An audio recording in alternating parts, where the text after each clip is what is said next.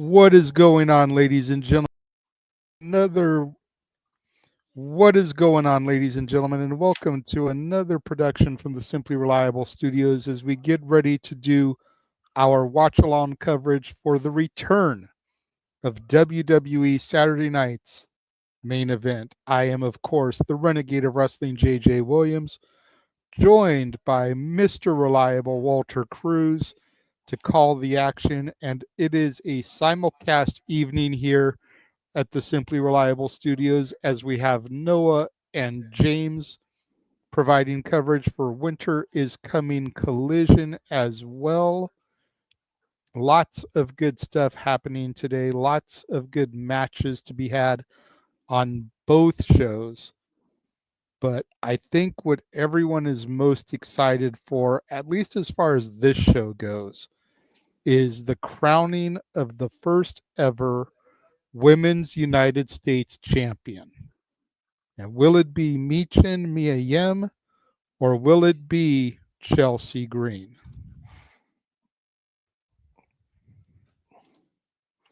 There we go. I was like, what the heck is going on there? Yeah, I didn't know what was going on either because the graphic was up way too long. The backdrop is gone. I don't know. I'll fix it in a second, but keep talking. Well, what are your thoughts on the Women's United States Championship match? I mean, I think it's pretty unanimous across the Simply Reliable Studios that it's got to be Chelsea.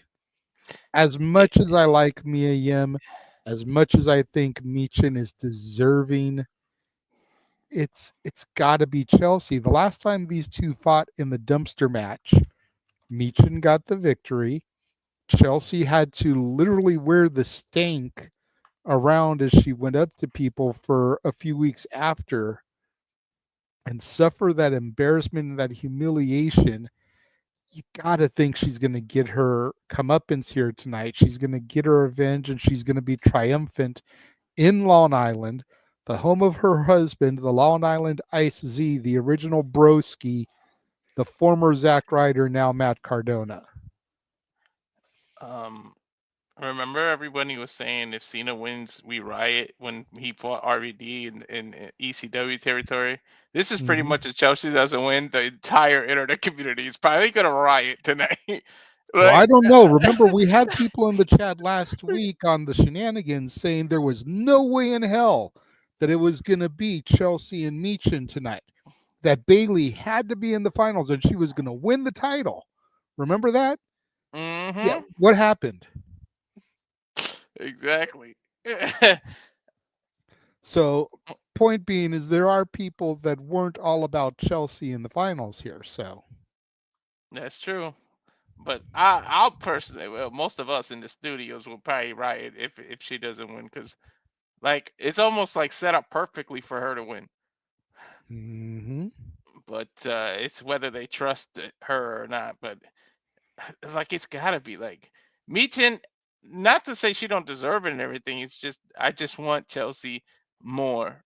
But to be 1,000% honest, I might riot and everything. But I I know I'll eventually get happy regardless because Meechin deserves it too for everything she's been doing. But it's just absolutely. yeah, but it's just Chelsea is just organically just over. And plus, you know, she's gonna be annoying as hell as the champion. And like I'm here for it. Like like And it just and you've fits. got a built-in feud right there because of her and Piper. Like, Piper's going to get jealous. Piper wants gold too, and while Piper would probably be better suited with the women's championship, I could see her and Chelsea having a feud here. It's just Definitely. built in there, and got people in the chat room thinking KO could upset Cody tonight. We'll get there in a minute. People talking about the return of the Winged Eagle. But Matthew, I have said for the better part of a week now, and I don't know if you've seen or heard it on any of the streams, but what if it's not the Winged Eagle? What if it's the championship that Dusty thought he won in the Garden? and Cody can ascend the turnbuckle and hold in the air the exact same championship belt that his father thought he won. That photo that sat on the mantle in the Rhodes house for years that Cody showed the night after he returned at WrestleMania 38. What if it's that championship instead? It would make a hell of a lot of sense. It would. It would be long-term storytelling. Definitely will be. Well, that's one championship. Ah, breathe it in, hold it in, JJ, because I know when you see this, you're like, "What the?" But here's the other championship we got to talk about. Io Well, Sky. there's only one match that isn't for a championship, and that's Drew Sammy. Every match is a title match. That's true. I meant And women that's one. the way it should be if we're being honest. Saturday night's main event should be a night of champions type of situation. Yeah, of course. You should showcase everything that has the title. But how are you feeling about this? Aside from we know your personal feelings about Liv, but how are I, you I feeling? echo I echo Matthew's sentiment. My heart really wants Io to win. And I feel like they could do a pivot at this point and pivot towards Io and Rhea, and Liv's run here these last few weeks has really kind of tapered off. She's not even doing a whole lot of stuff with Dom lately. Pretty much ever since Raquel came into things, it's kind of fizzled. And I don't know. I feel like EO theoretically could take it, but Liv is gonna keep it. Yeah. Liv. This is her second run, and the first one was just as lackluster. Like I don't know what it is. This one caught fire with the whole Judgment Day, and I took everything away from you, Rhea.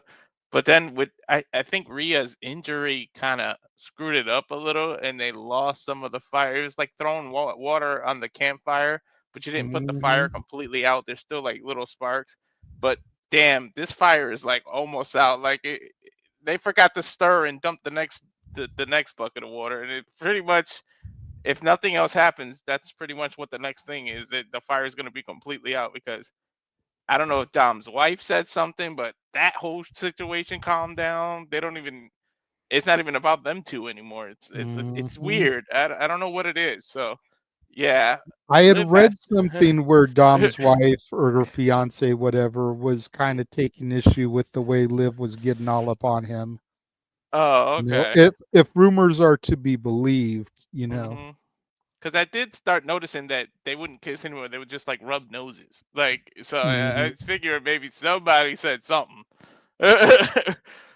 Yeah, if the internet is to be believed, then I did read that. I don't know how much truth there is to it because I don't know Dom. I don't know his fiance, so I have no firsthand knowledge. I have second or third hand knowledge at best. But but yeah, there's just something about Liv as champion where it starts off good, and then after a couple of defenses, it fizzles. There's no long-term champion. Liv Morgan doesn't equal long-term champion. No, she's You more of a know, transition. yeah, it's the old analogy that Mick Foley used to make. He always said that he was never the guy that would catch the ball in the end zone and run it in for a touchdown. He's not that guy, but he's the guy that you could, hike the ball, pass it to, run out of bounds, and get the first down to advance up the field, advance the momentum, advance to the scoring opportunity. It That's Liv Morgan. that makes sense. That makes a hell of a lot of sense. You know what it is too? I think part of it is because we know what we're gonna get to. We know Ripley's gonna beat her for the title. It's like part of us in the back of our head, whether it's subconscious or not, we're like, can we just get to that point so that Rhea can win and we can move on. I think it may be subconscious with us, but that's part of it. Yeah. But And anyways, that's the bad part about it. You know, when you know where the end game is, why are you taking so damn long to get there? I don't know. I don't know what it is. You know, does it have to be a mania moment? I don't think so. You know, I think it could be a Raw Netflix moment Hmm. and just get it over with already. Not everything has to be WrestleMania. You should do things on a regular SmackDown, on a regular Raw, because Mhm, then you make people go, shit, I can't miss a show because shit can just randomly happen, and then you gain more audience. mhm. That's one of the things that I miss most about the Attitude Era is the catchphrase about anything could happen in the WWE was a legitimate thing. Titles changed hands all the time on Raw. And then Hmm. when SmackDown came in 99, titles changed on SmackDown, Yep. you know, and that doesn't happen much anymore. I feel like if more titles changed hands on Raw and SmackDown, not like WWE is struggling to sell out, but I feel like more people would want to go to the TV shows as opposed to just saving their money for the PLEs. It's And true. likewise, if they did a random title change at a house show, and no, I'm not talking about the speed title, but if they did like a title change at a house show, you know, let's say that the Intercontinental title changed hands. Braun Breaker loses the title at a house show. And then it gets all across the internet because of spoilers and everything and people posting results. It's like, wait a minute, Braun Breaker lost the Intercontinental Championship at a house show? Next time they come to town, I'm going to go to see the show, whether it's a Raw, a SmackDown, PLE, or just a house show, because I could see a title change. Hmm. I mean, it worked for Diesel and Bob Backlund way before social media. So imagine if they Yeah. did that now. Edge won his first Intercontinental title at a house show in Canada. Hmm. You know, it's been done before and legitimate titles. Nowadays, forget title changes. You barely get title defenses on a Raw or Yeah, SmackDown. I mean, when's the last time Judgment Day defended the tag titles before they were actually became part of the story? Like they even that's had to make fair. it part of the story. That's fair. But to the other side of that thing, Raw's been struggling in the tag division for competition. SmackDown's where it's at. Mm, that's true. And Raw just lost American Alpha or American Made, whatever they're going by now. You know, it's like they just lost them to SmackDown. Yeah. But anyway, I think I didn't even expect to talk that much about Liv, but it's like it branched off into other It stuff. did. So let's talk about this banger of a grudge. Like this came out of nowhere. I think a lot of it had to do with Bronson Reed's injury, unfortunately, at Hmm. War Games. But we got to this. That's what I love about when you have a strong roster because you can pivot and just do things like this. It seems random, but it works. It fits somehow. It goes with the mold. But how do you feel about Drew and Sami Zayn here? Uh, I don't know because like it seems so random. I mean, I guess you can run it back and thinly draw it back to Sammy teamed with Punk. Drew doesn't like Punk. Like I I don't know. On one hand, you would say that you don't want Drew to lose his first match back since Bad Blood, but at the same time, you're like, he hasn't been gone that long. It was a little over 2 months. It's not like he was gone for a 6 month, 9 month, year long injury. Mhm. He's been gone for a little over 2 months. Sami, and especially now that he's back with the OG bloodline, I feel like him taking the L here is going to hurt the bloodline momentum. Unless Solo, Tamatanga, and Jacob are what cost him the match. But if you do that, then you make Drew look weak because he only won because the new bloodline got involved.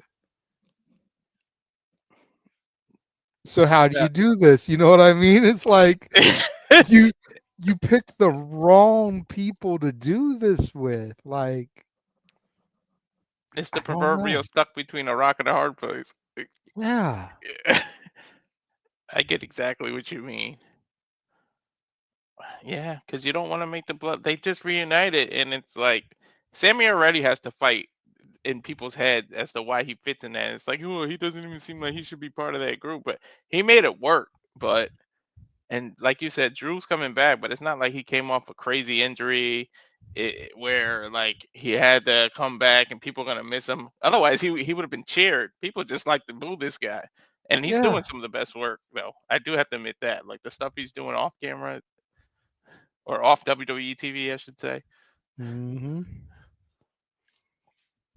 But yeah, now this one, I can't wait for this one because this one, you would think you know 100% who's gonna win, but they can swerve. The fact that there's a triple threat and they threw Damien in there makes it a Mm-hmm. little like I don't know. That little 1% doubt can like creep in now, and I feel like that's why they did that. It's like holy hell, why is Damien in here?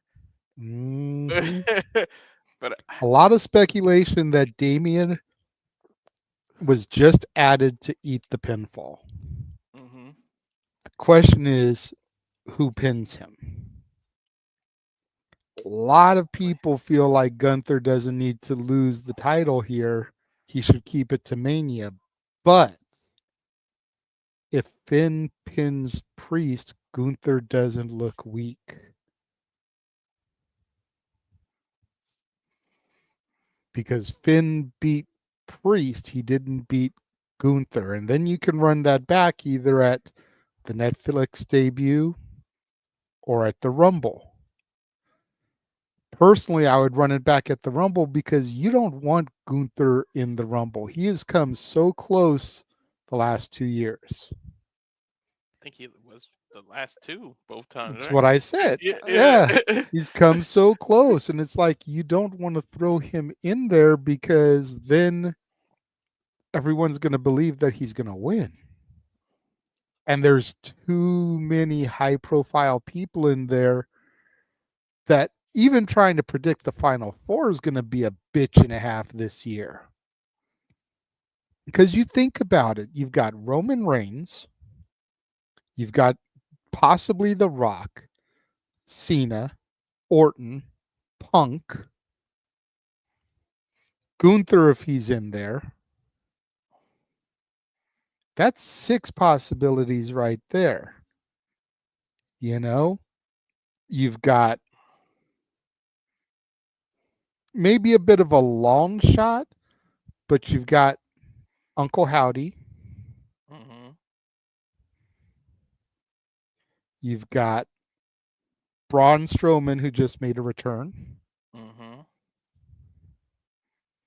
You've got Braun Breaker, possible Brock Lesnar return. They lucky Breed hurt his ankle too, because he would have been on that list. Bronson Reed. Don't know what AJ's status is. Apparently, he was backstage at Final Resolution yesterday. I didn't even know that. So, I mean, well, they were in Georgia, right? And he's from hmm Gainesville, Georgia. So Yeah. they were close to his home. Makes sense. But I don't know if I'd be going backstage if I wasn't comfortable moving around. That's true. Why You've would you? got Seth. That's another one. That's like 12 you You've named got already. Drew. 13. You've seriously almost half the field are legitimate threats to being the final man standing. This might be one of the best rumbles in a long time. That's what I'm saying. Then you've got surprises.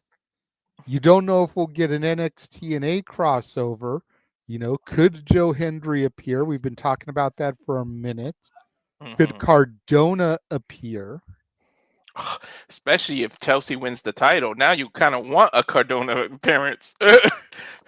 I mean, he's going to be fighting at Final Battle in a week and a half. Josh Alexander, Speedball Mike Bailey. Jeez. You just got me more hyped up for the Royal Rumble now. What I'm trying to say, bro. And then you've got the NXT contingent. Trick Williams, Tony D, Sean Spears, All Ego. Oba. Jeez. Any of these people could be a legitimate threat to winning that Rumble. Damn. That's crazy. Yeah, so you definitely don't want Gunther in there. It's like you're already with a stacked field.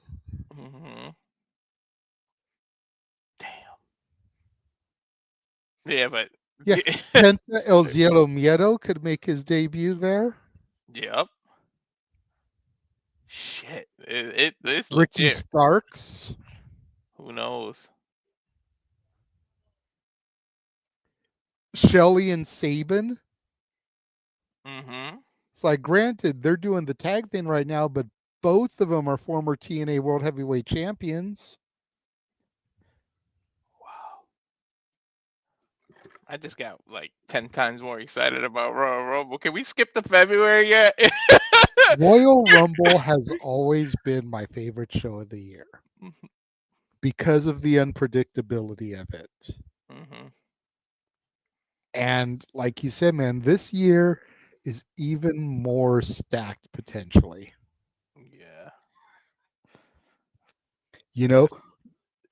Shinsuke is going to wrestle that dude in Japan on January 1st. Who's to say he's not going to come to the Rumble on February 1st to try to get a little bit of revenge against Nakamura? Yep. So now you got international talent too. Nakamura himself, you never know. He's won a previous Rumble, so don't even doubt him. We don't count that.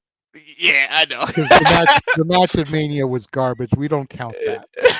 Same thing with Asuka winning because she lost at Mania that year. We don't count that. That whole year's Rumble, just Men in Black, did not exist. The neuralizer.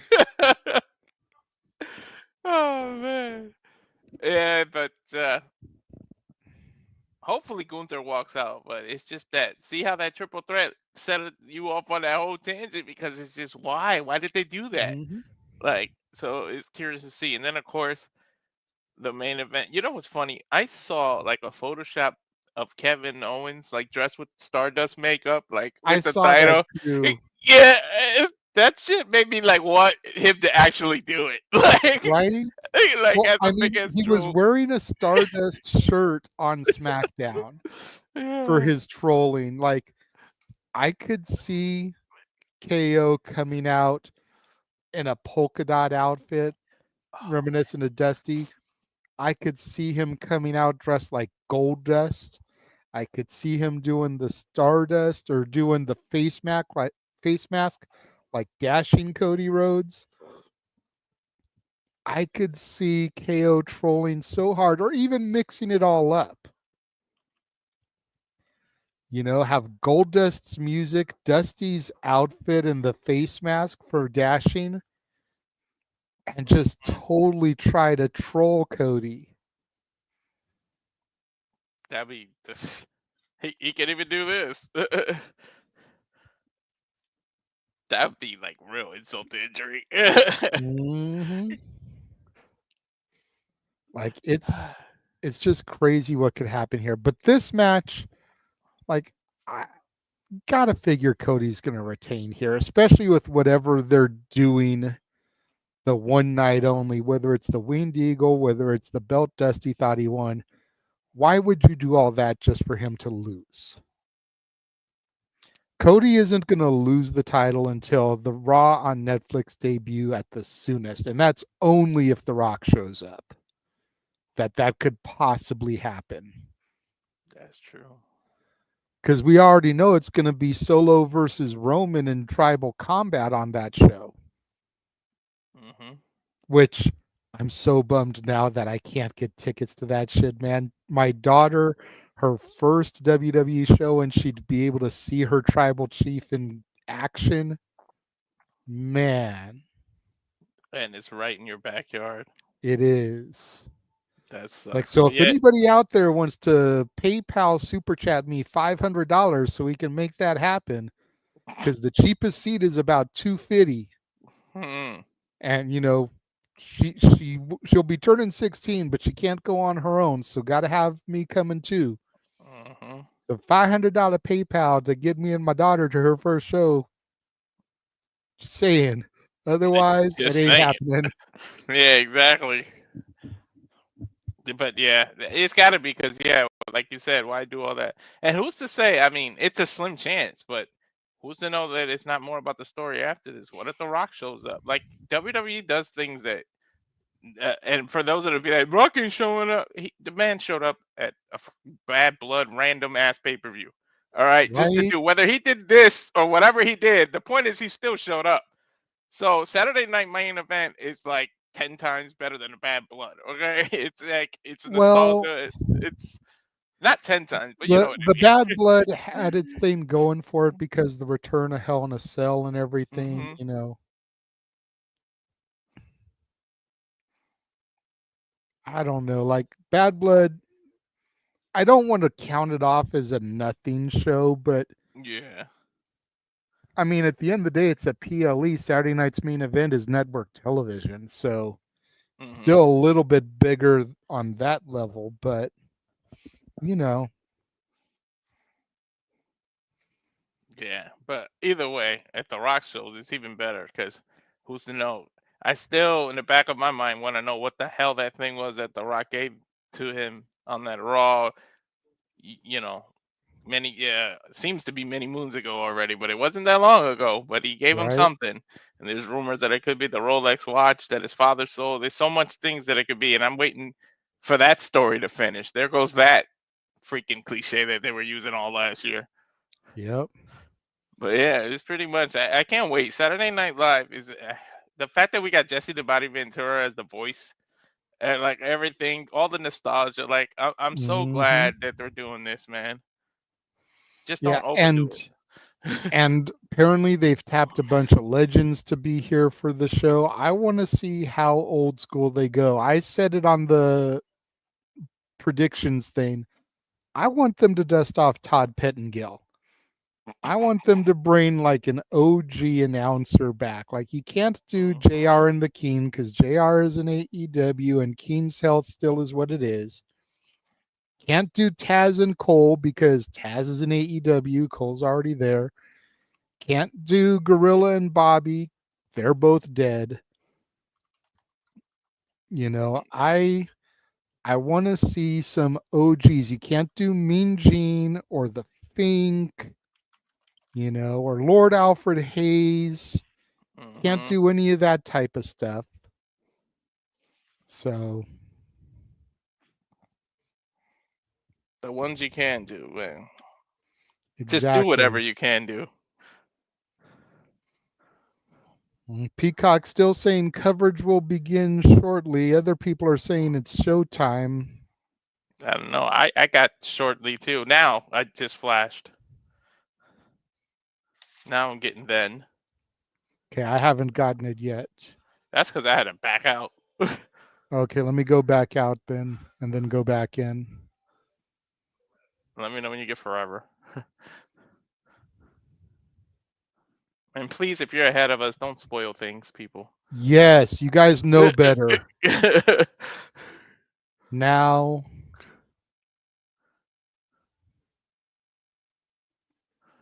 forever.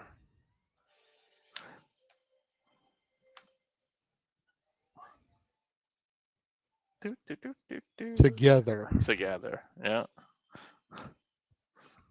There we go. Oh, my wife said she heard Coco Beware. I think I heard that too, but Yeah, who knows? I heard Coco.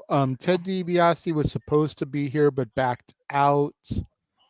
There was an image of like 5 legends that were going to be here, DiBiase being one of them. Like I said, he backed out, but the other 4 are still supposed to be here, from what I understand.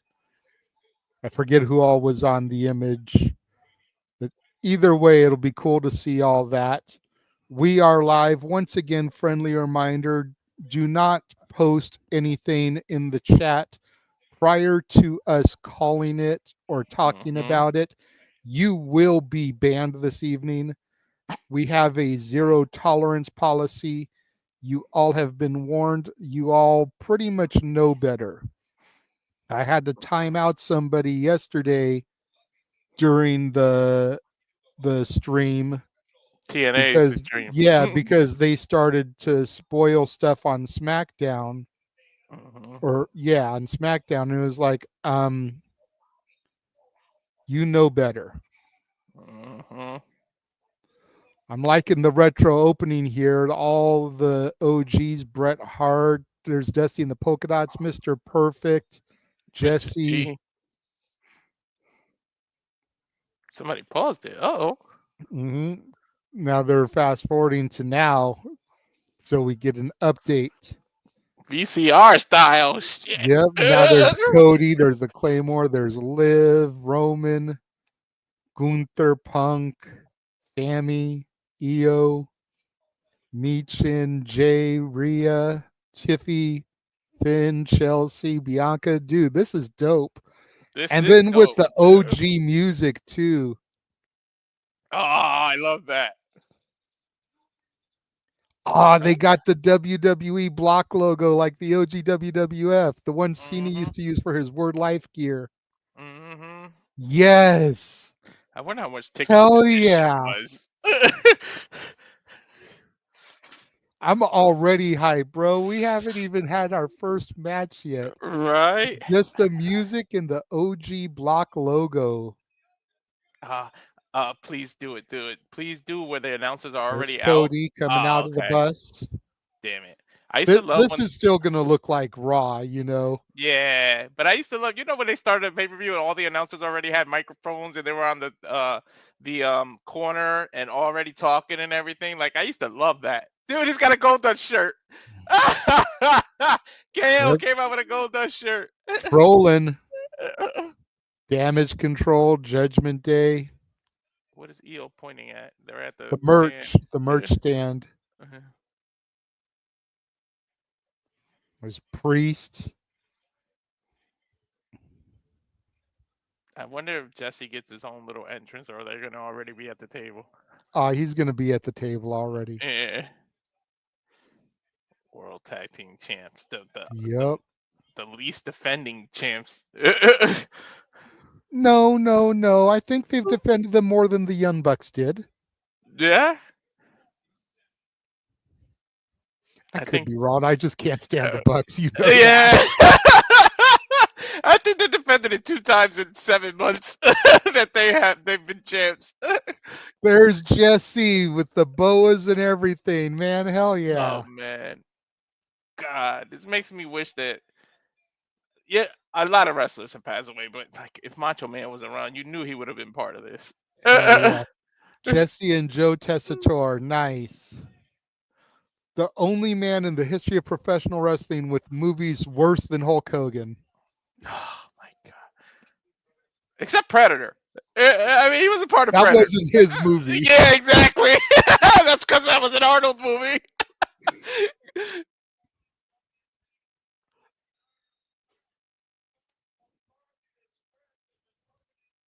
I'm so glad this legend is still around. Yes.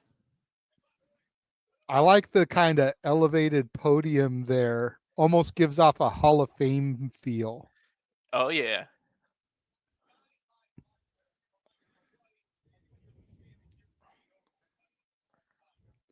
Oh, that. Okay. His red bow Oh. tie is a salute to Mean Gene. Classy move by Joe there. Mhm. Yeah, I think I know there's a lot. It's not good to talk good about Vince, but I missed him when he was the announcer. Like him and Jesse had a good vibe too. Like that, They did. They did. yeah, Vince as an You know, announcer was underrated. it's one thing to talk about the performer, it's another thing to talk Yeah. about the man. You got to separate the two. Vince is an in-ring performer, an on-camera performer, was solid. Mhm. Those old Raws and everything when he was still a commentator, they were good shit, man. The intros were the best when he used to talk over tonight. We got Yeah, Bret the Hitman Hart versus because the under. nobody is Yeah. gonna hype a show more than the dude whose company is it is. And we didn't even know it was his company back then. All right, we're going to the rings. Huh? Pat McAfee. Oh. I recognize the music. It's Pat McAfee coming back to the ringside area for commentary for Saturday night's main event. Oh my God! Look at the ramp. That is awesome. The walkway is kind of old school. That's a long walkway. It took Pat a little while to Yeah. get to the ring. Might have to bring back Lillian those little Garcia is rings. the ring announcer for the occasion. Nice. There's a Macho cosplayer front row. I feel like that So dude is part of Macho the is there in spirit. Mm-hmm. Cole and McAfee will be the commentators for Saturday night's main event. Okay. All right. Let's see how they gel with Jesse. Well, Jesse, I think, is going to be kicking it with Joe Tessitore. Oh, okay. So they're gonna like kick back and forth to that podium. Yeah.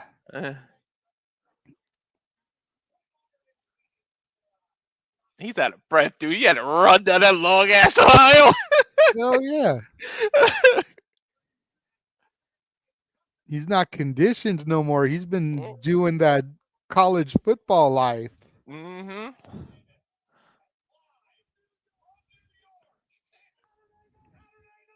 Live from New Nice. York. It's Saturday. I love that they did that. And it looks like we're kicking things off with our only match that is not for a championship as the Scottish Warrior Drew McIntyre makes his way to the ring.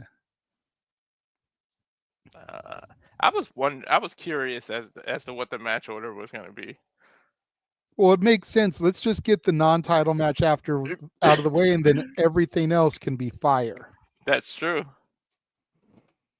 I wish Drew would go back to his old theme, but I feel like Yeah. he knows people want it, so he doesn't want to It's do a it on baby purpose. face theme at Yeah, this point because the fans mhm, love it so much.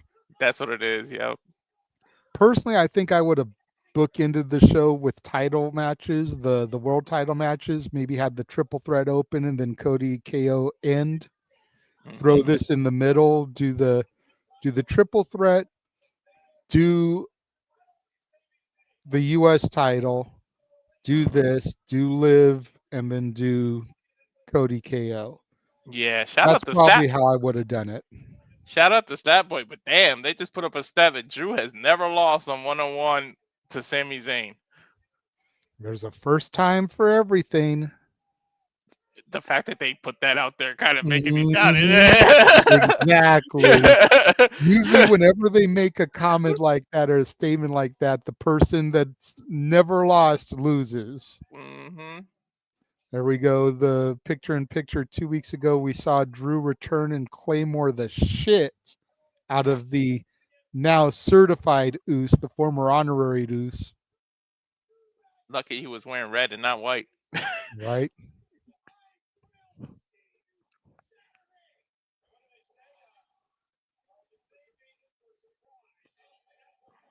Then this past week, Drew blindsided Sammy yet again. I love how he doesn't even wear his own merch. He's wearing freaking Jey Uso stuff. Yep. But see, you got to figure the fact that Drew got the better of Sammy 2 weeks in a row again would lead someone to believe that Sammy's going to get his revenge here. Hmm. Damn, I wonder what the budget for this show is. We started with big ass fireworks. This dude's getting in ring pyro with the fire. WWE's got money to burn any damn way. Now everyone's favorite Muppet making his way to the ring. Dude, he is. Let's be real. That is Animal from the Electric Mayhem Band. him and Sheamus should just come out as the Muppets together. Like, See, you just talked about not wearing his merch. He's wearing his Sami Uso shirt. there he goes. There's some stats about him. Former 4-time Intercontinental Champion. I didn't even realize he had the title that many times. Former Tag Team Champion. Rejoined OG Bloodline to defeat the new Bloodline at Survivor Series War Game. Is he a man or is he a Muppet? Is he a very manly Muppet or is he a Muppet of a man? I'm only doing that because Catherine is loving it. She's like, he's definitely Animal. As long as he isn't a twat waffle. Exactly. Catherine says he's a Muppet of a man.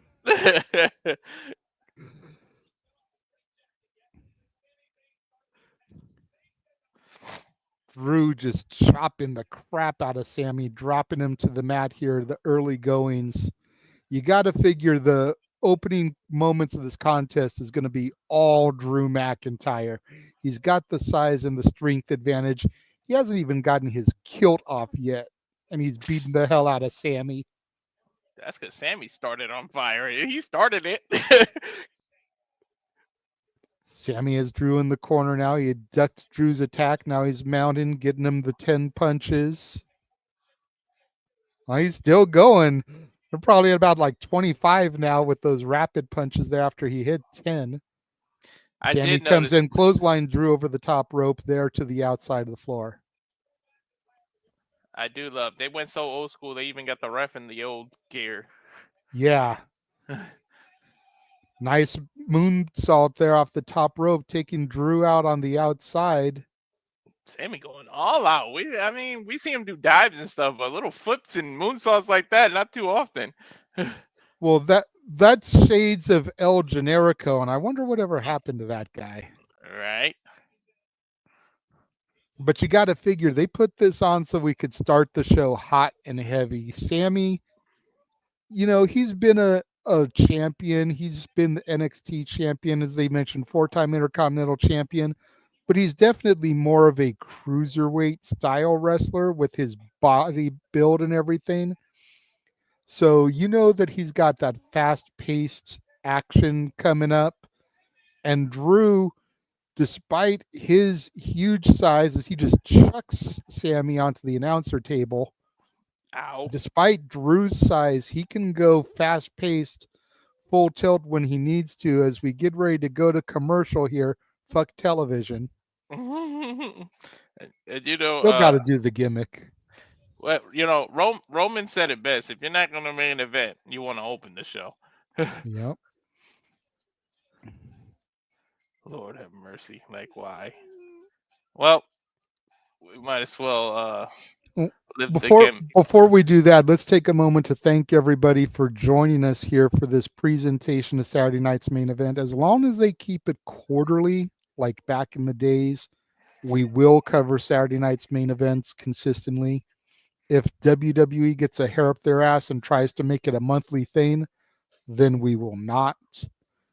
But thank you guys for joining us here. Got Daniel in the chat, Catherine, Safette, Mansfield. I think I saw Wesley there, Emmanuel there. But thank you to everyone that's joining us. I know I stepped on you there a second ago, Walter. Did you want to run one of our trailers while they're on a full-blown commercial break? Yeah, I was going to run I think yours is the shorter of the two. So the Renegades review one. So I was good. Gonna run that one, which I love, by the way. I've been catching up on these. And the fact that there's like Christmas killer movies is hilarious to me. I don't know why. Well, check out everything that's coming up as part of Renegades Reviews and the soft relaunch. Good to see Pop in the chat. We'll be right back.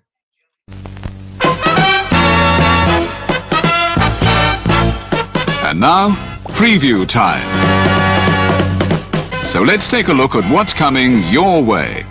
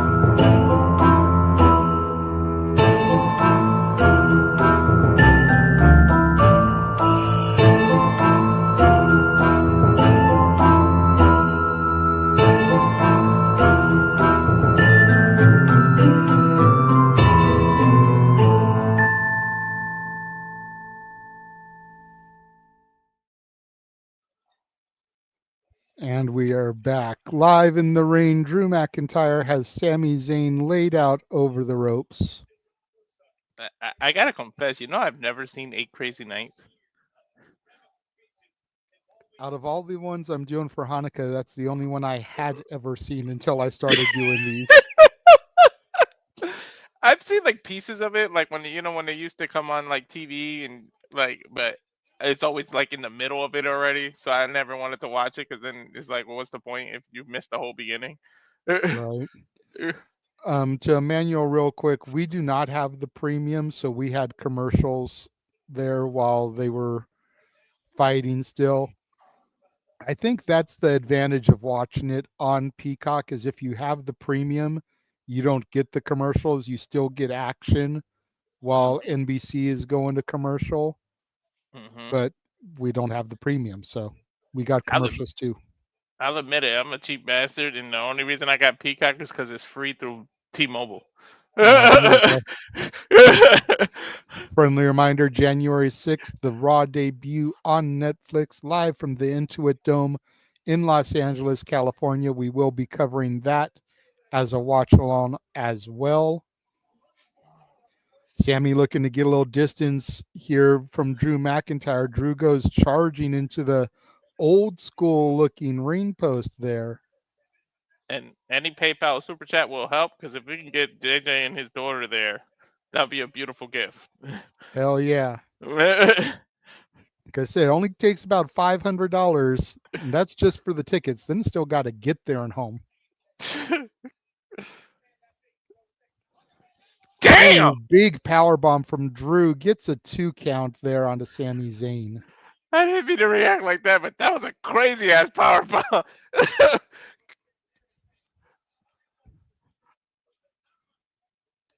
You're very welcome, Catherine. We appreciate the fact that you're here. And again, just before we went to commercial, saw Pop join the chat. Good to see my dad here. He'll be coming to town in about a month, a little bit less now, much like Santa Claus, but he'll be coming to town for my daughter's birthday. Nice. And get to have him here for a few days. Think he gets in on a Thursday, flies out on a Monday. That way he doesn't have to deal with the Friday traffic and the Sunday traffic coming up and down the hill. It sounded like you were describing what's that from Superman is like gone on a Monday or died on a Monday. Oh, Solomon Grundy. Yeah. NXT probably is cheaper, Emmanuel, but my daughter has no clue the people on NXT. Plus, Roman is going to be fighting on Raw. She would want to be there for her tribal chief. Yeah. So that she could stand up and acknowledge him. Yeah, that's true. I gotta go to an NXT show in person and TNA. I haven't been to either one. Yeah. I've never seen either of them either, or Ring of Honor. But I've been to WWF. I've been to WWE since it's been rebranded. I was at WCW, ECW, AEW. I've just never been to TNA, Ring of Honor, NXT, or New Japan. Those are the 4 main ones that I've never done. And New Japan has been out here now twice, and I haven't been able to get it. Goes for the Claymore. Sami counters. Blue Thunder Bomb, but we know that will not get the 3 count. He got it 3. I'm just kidding, people. Sorry, Jay. Don't do that. Don't step on me to lie to people, dude. That's cold. Take a look at the replay of the Blue Thunder Bomb. Because Noah might be lurking in the chat. He'd hear that and be like, see, I told you. Like, no, Noah. No. Yeah, this crowd is insane right now. I'm not sure if it's the match or if they're just hyped for the nostalgia that Saturday night's main event brings. But whatever it is, this crowd is into it, man. You don't see any empty seats, unlike that other wrestling federation that's running right now. I think it's a little mixture of both, the nostalgia and this match.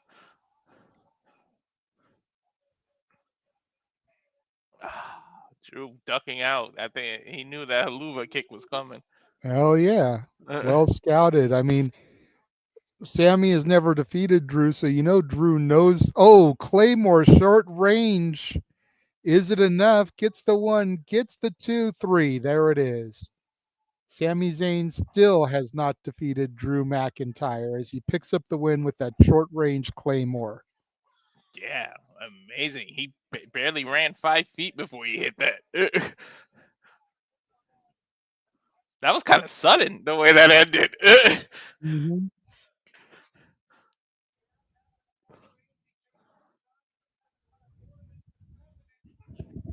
I mean, he lured him in. I guess he literally tricked him. Like, he made him come out to the ring. He slid back in, and boom. We go to the replay here, JJ. Yep. See that Claymore once again hooked the far leg. And that devilish smile on the face of the Scottish psychopath.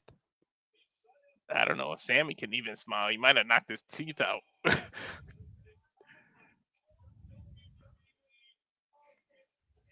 Referee raises Drew's arm and then walking over to Sami there, stalking him.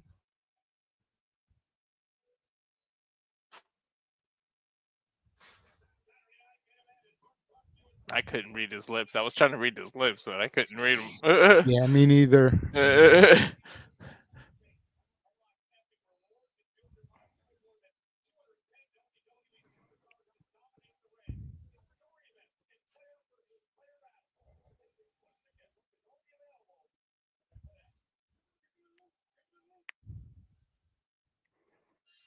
Going backstage, see Io Sky walking with the rest of Damage Control, Kairi Sane, Dakota Kai. Up next will be the Women's World Championship. So they're saving the U.S. title for a little bit later. Good on them, giving them the broader stage. And we see Liv Morgan with Dom and Raquel. And we go to commercial. No fuck television this time because it's not in the middle of a match. Exactly. That's why I didn't switch it. I gotta say, I do like the fact that Raquel is finally heel. I've been saying for a long time that I did not buy her as a babyface, that her smile seemed fake. And now that she's gone heel, like, I buy her so much more. I just wish that she wasn't with Liv. Yeah. The irony is she just came back from like something devastating. So the fact that she immediately went heel, because she knew she was going to get sympathy from everybody. So she had to dramatically change it and go heel immediately so nobody has the chance to cheer her. And yeah, some people it just doesn't fit, like being face. She's one of them. It's like, not to compare them, but like Yokozuna, like you couldn't buy him ever as a face. Like he had to be heel. Yeah, that's probably accurate. Yeah. I mean, maybe now if he was still alive, you'd be able to buy him as a baby face, as like one of the OGs in the bloodline. But yeah, back then you definitely couldn't. I didn't even like Owen when they tried to do Owen as a face, and I couldn't buy it even as a kid. I'm like, Now looking back, we love him because of who he is and what he did, but it's just he was better as a heel. He was. Yeah.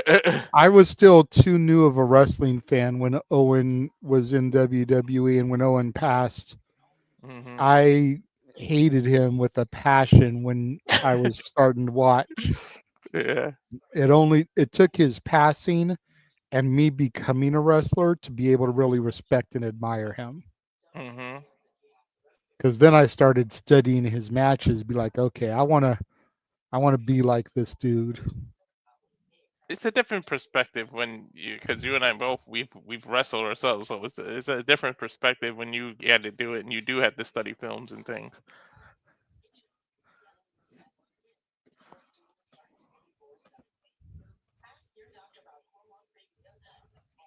Exactly, that's our point. You appreciate it more now when you're older. it's just one of those things where perspective kind of takes its toll, you know. Whenever you're a new fan, I'll say the majority of the time, you cheer the faces and you hate the heels. The only person that was ever an exception to for me was The Rock. You know, because when I got into it, he was heel. Because it was right around SummerSlam 98, so it was that ladder match with Triple H for the IC title. Triple H was the baby face, Rock was the heel.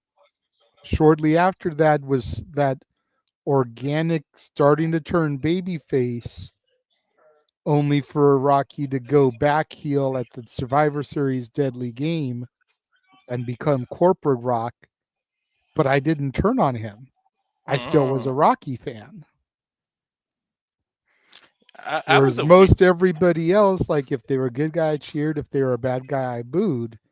Rock was the only one that was different for me. I was a weird kid. I used to like the heels. It was something, and I always say I don't got no cool story like I met him backstage, and that's as we get a look at Tito Santana, Arriba. the Hall of Famer. But I don't know what it was. I really like Rick DeMar Martel, and everybody's like, "Why the hell you like that dude? He's a dick. He's an ass." It was something about him. I was like, because I grew up with acting and stuff, and I just felt like he was like the coolest character. Like even then, as a kid, I knew it was more about characters. Like it wasn't them.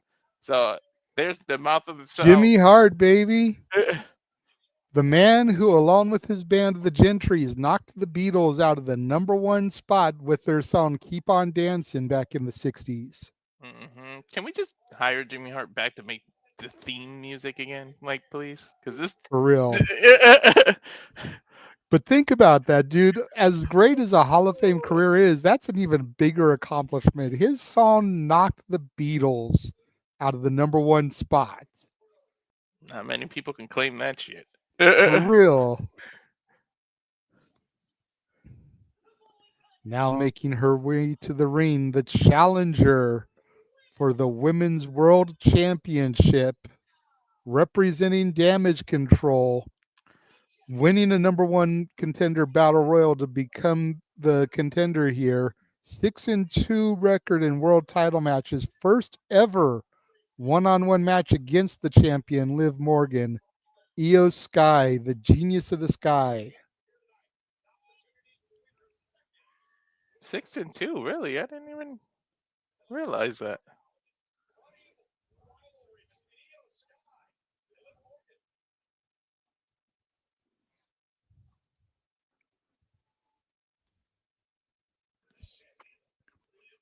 Now we get a little video package here.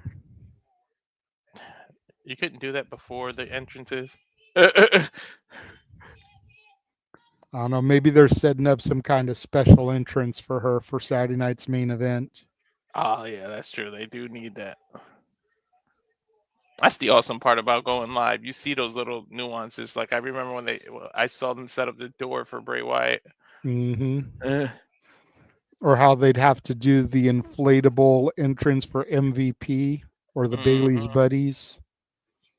Or even, I used to think, I don't know why, don't ask me, that they disconnected the ropes and put new purple ones. Like, and then I saw it in person for the cruiserweights, and they literally just took tape and like wrapped the rope. And I was like, oh, that's how they do that shit.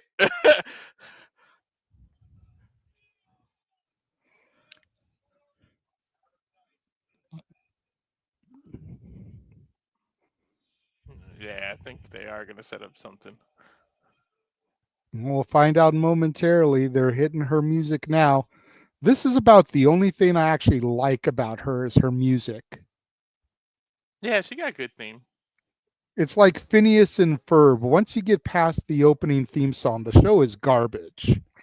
But that intro theme song for Phineas and Ferb, I always thought was a jam.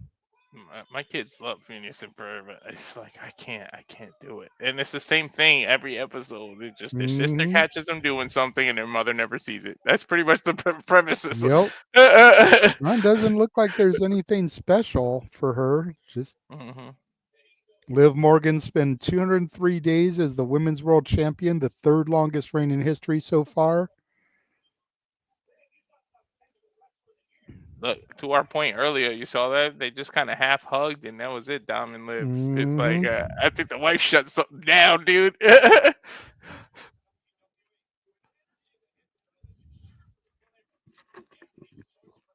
I asked my wife, like, as a joke, that, like, if I was a wrestler and do that, she said, "Hell no, you better make your money. I would have forced your ass to kiss them." Charles Robinson with the OG ref outfit. It looks good on Lil Nate there. Mm-hmm.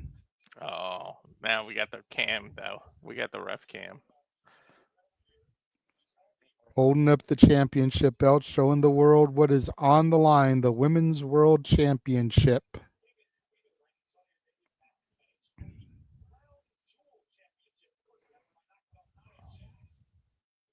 Not a bad looking title, to be honest. Bell rings, and here we go. Io goes charging in. Liv grabs a handful of hair and just throws her to the mat. Kip up from Io. Nice handspring moonsault there. Drop kick from Liv sends Io into the corner. Liv stopped that immediately with that damn kick. Yep. Nice drop kick there from Io. Do a little bit of a momentum shift. Flapjack from Io drops Liv on her face, goes for the pinfall, gets a 2 count.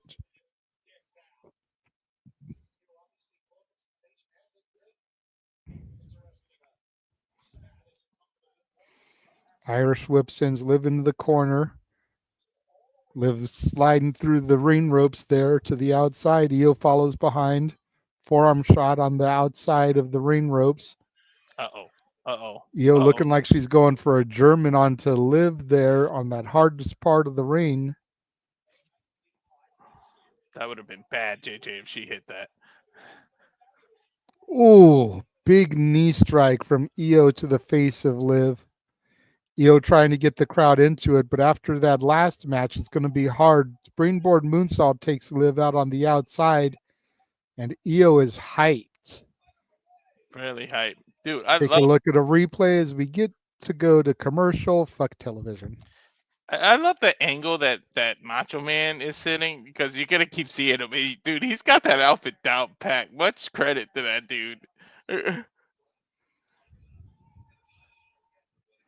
I'm definitely putting the fuck television symbol, because you did it right in the middle of a match. And like you said, all the matches that are left are for a title. And if you're gonna keep doing this, god damn it. Especially for damn Domino's Pizza, which is the worst ever. Hey. I used to work for Domino's, damn it. Oh, really? I actually like their pizza. Well, I'm from New Haven. I'm spoiled. They said it's the pizza capital.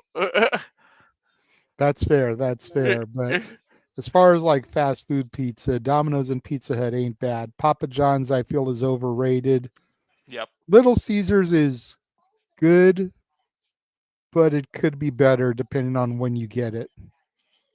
Yeah. If you get it when it's fresh, it's good. If you get it when it's been sitting there for a bit, you know, those hot and readies, sometimes they can taste like cardboard. Yeah. We used to have, at school, we had this good pizza. It was like in this white box with these 3 little holes, man, on Friday. And I'm talking elementary school. That was some good pizza. And I never knew where the hell they got that pizza from, because in high school, they never had that good pizza.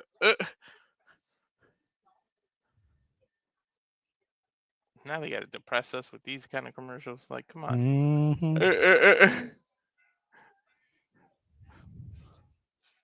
Checking out the comments now since we're going in commercial. That's fair.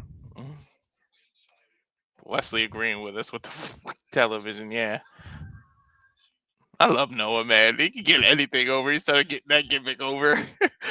For real. That's the thing with Noah, is like he unintentionally creates a gimmick. Yeah.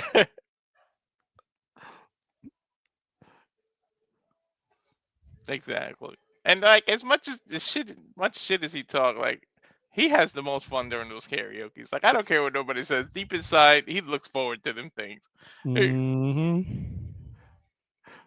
Especially with the Dominguez's out there.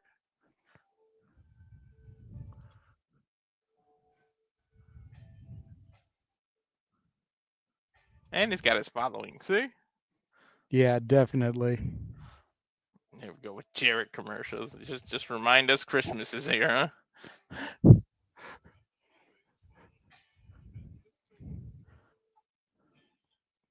Lord have mercy.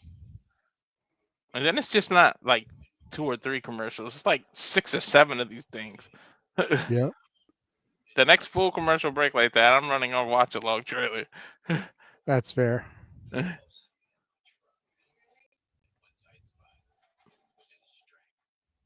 Anyways, the world title. It does have a lot to follow up because Sami, that was a hell of an opener with Sami and Drew. Mm-hmm. Unfortunately, that makes the women a cool down here before you get to next one of your hot matches, and I don't feel that's fair. Even as much as I can't stand Liv, I don't think her matches should be a cool down match. You're the champion. That's true. I think I'd much rather had them opened with this. We're back now. Io with a stomp to the midsection of Liv Morgan there. Io apparently been dominating during the commercial break. I guess. Like I know you said you had Prime. You ever had C4 energy? I have not, no. Me neither. Couple of clotheslines, drop Liv, drop kick, then a double kip up there. Dude, Io is athletic, man. Io looks like she's been drinking some of those C4s. Right? Huge cross body press through the ropes, taking out Liv on the outside. I will give Liv this. She always knows where she's supposed to be so that she can bump right for those daredevil moves. Oh, definitely. Springboard off the top into a drop kick from Io, knocks down Liv, goes for the pinfall, hooks the near leg, gets a 2 count, Liv kicks out.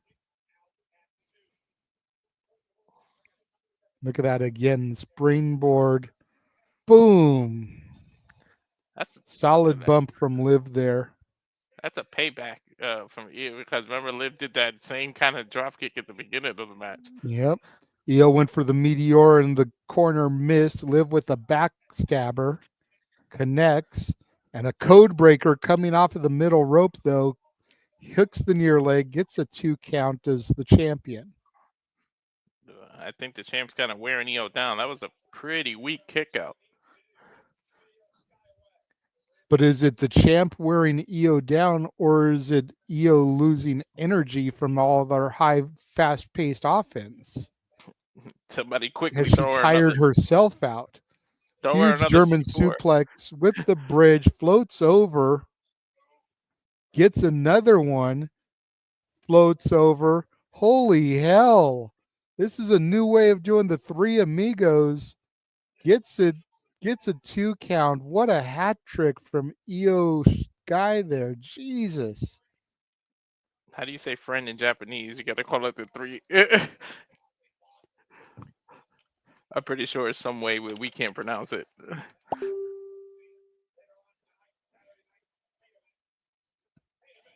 Io dragging her into position.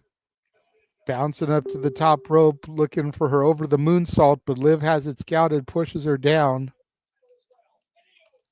Almost an arm wringer, hanging Liv's arm up over the top rope there, which again, that is not a rope, it is a steel cable. Liv went for that springboard again, slipped. Io got caught there. Liv tried to get a quick pinfall there just in case something happened. Io kicked out. You see Liv there slapping her face, trying to get more hyped. Inside cradle from Io. 2 count. Step up Inseguri from Liv, rocks Io into the ropes there. Io's got her locked in a crippler crossface. Yeah, I'm not sure what happened a little bit earlier. It looked like misfooting or something. That was a little weird. Well, I mean, when you go so fast and those ropes do get slippery with the sweat and everything, so. Mm-hmm. Meteor from Io connects to Liv. Gets her set up in the corner. Looks like she's going to go for the over the moonsault again. Gets perched on the top rope.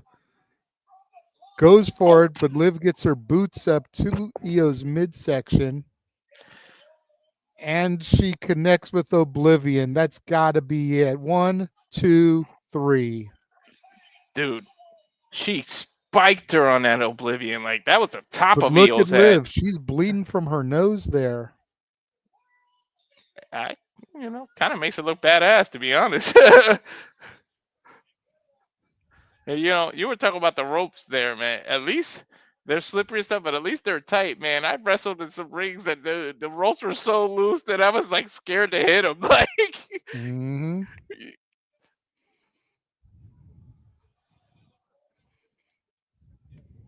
Look at that moonsault again. To Catherine's point, that was a beautiful moonsault, even though it got countered.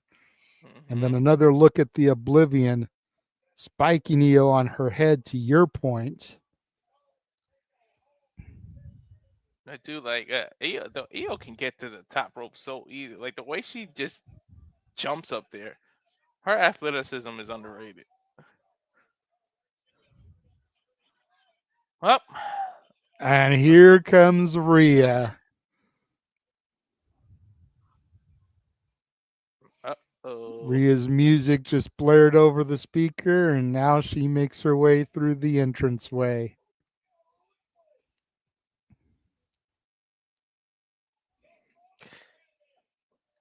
why isn't Raquel doing anything? You're like standing next to her. And to be fair, Rhea hasn't done anything yet. So even though they're heels, you don't want to issue a preemptive strike if she's not going to do anything. That's true. Looks like Liv and Rhea face to face. Liv holding the championship up.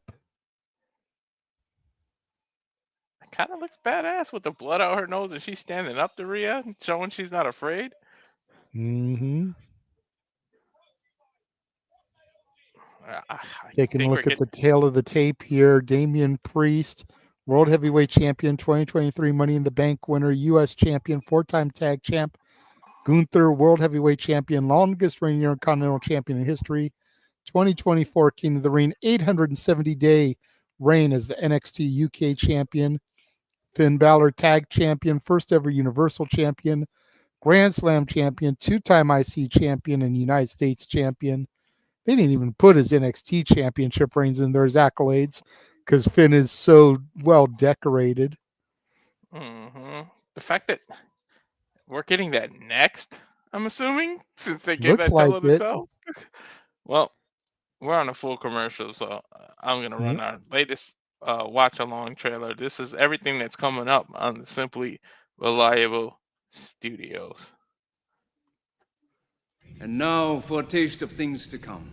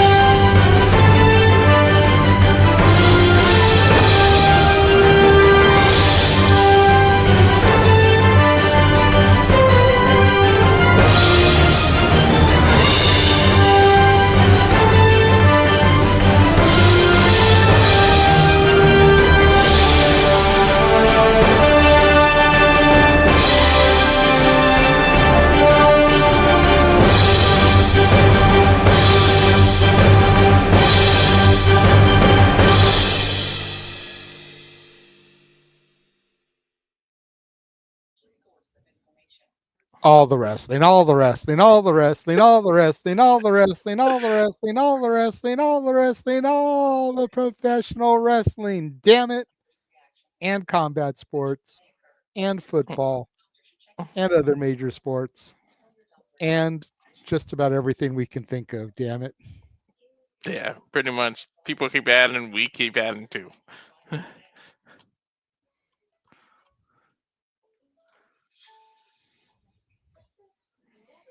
Gotta love it. So with this triple threat, this was the one that we really we were like, Gunther has to win, but it's like we can also see him losing because the fact that it's triple threat. But am I the only one? I'm starting to feel like WWE's done way too many multi-man matches. Can we get a few one-on-ones? Like I'm a little tired of triple threat. Like literally, there was a point where almost every WrestleMania had triple threats in it. And it's like, God damn it. Or fatal four ways. Yeah. If you're gonna do that, do it for at least tag matches where tornado tag where there's no tagging or something. Like maybe that, but the major titles don't need to constantly be in triple threats. And I'd rather see a fatal four way more than a triple threat. And when you do a fatal four way, can you do it elimination style instead of the first person to win? See, I was just gonna say, like, I don't mind the 3-man matches if they go OG ECW and make it a 3-way dance where it's elimination. Yeah. I give you more leniency if you do it that way, but the fact that first person to get a pinfall or submission wins is like but I doubt we'll get a submission because really neither one of the three does too many submissions. I mean, Gunther does the sleeper now, but I don't know if he'll pull it out.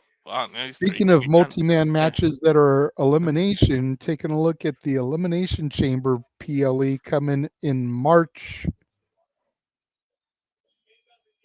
Of course, hyping up the fact that it'll be John Cena's last trip to Toronto.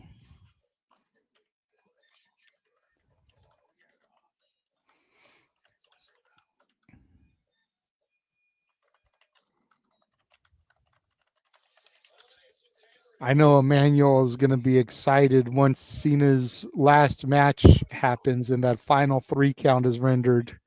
He won't ever have to see Cena wrestle again. Oh.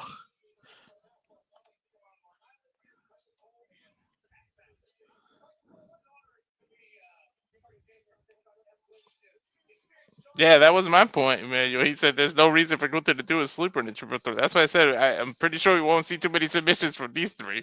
And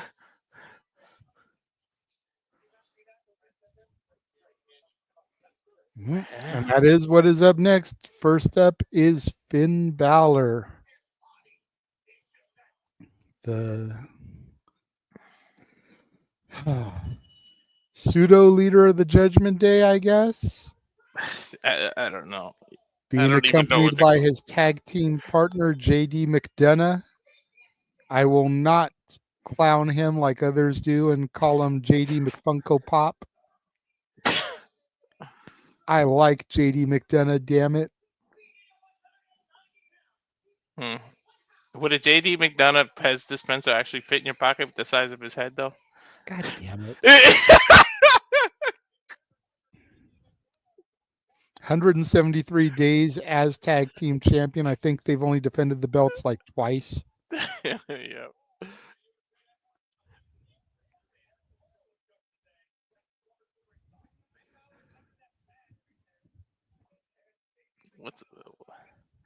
So if Finn doesn't win here, how much longer do you think the Judgment Day stays together before it implodes because he snaps? I feel like, I don't remember which WrestleMania it was, but remember that WrestleMania after the Legacy imploded and it was Orton versus DiBiase Jr. versus Cody at Mania? Mm-hmm. I feel like that's where we're heading with the Judgment Day. Oh, okay. It'll be Balor versus McDonough versus Dom versus Carlito. Okay. Well, at least Carlito will get a high-profile match because they've done fuck all with him since his return. See, I don't think he came back to be a full-time active competitor. He was always more of a character. That's true. And as long as he's being funny in the back, that's all that people want from him. I give you that. At least he didn't get in trouble the way social media blew up what he said that time. Yeah, if they do that match though, I want Dom to take it. Me too. He would have to take that because he's got the biggest upside out of everybody. Carlito has had his time in the sun. Finn's been world champion. It would have to come down to Dom because everyone kind of sees him as a future world champion. Yeah. I do. I want to see Dom just get pushed. Like he could stay heel and everything, and not let him talk. But I want to see him up there. Mm-hmm.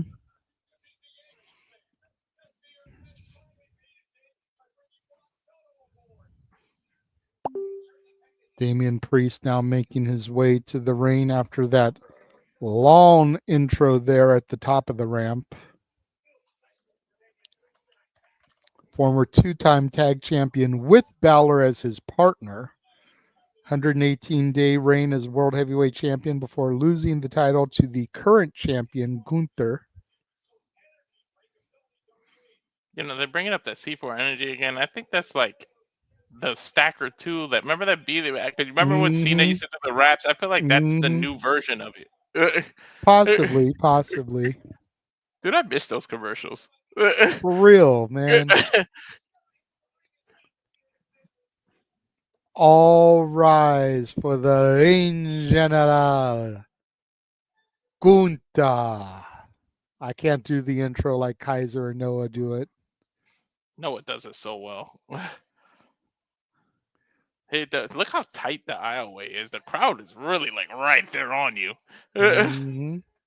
Gunther's fourth title defense as champion, longest reigning intercontinental champion of all time, 666 days, of course, the devil's number. 132 days in his current reign as world heavyweight champion.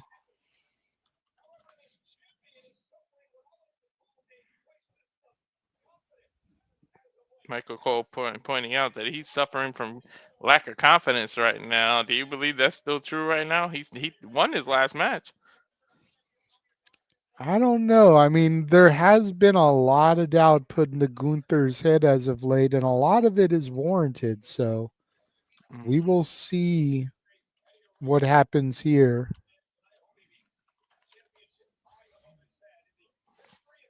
As long as it's a banger, I'm happy. Well, I mean, look at the people involved. 3 former champions. Well, 1 current. Gunther And 2 going former. right after Finn.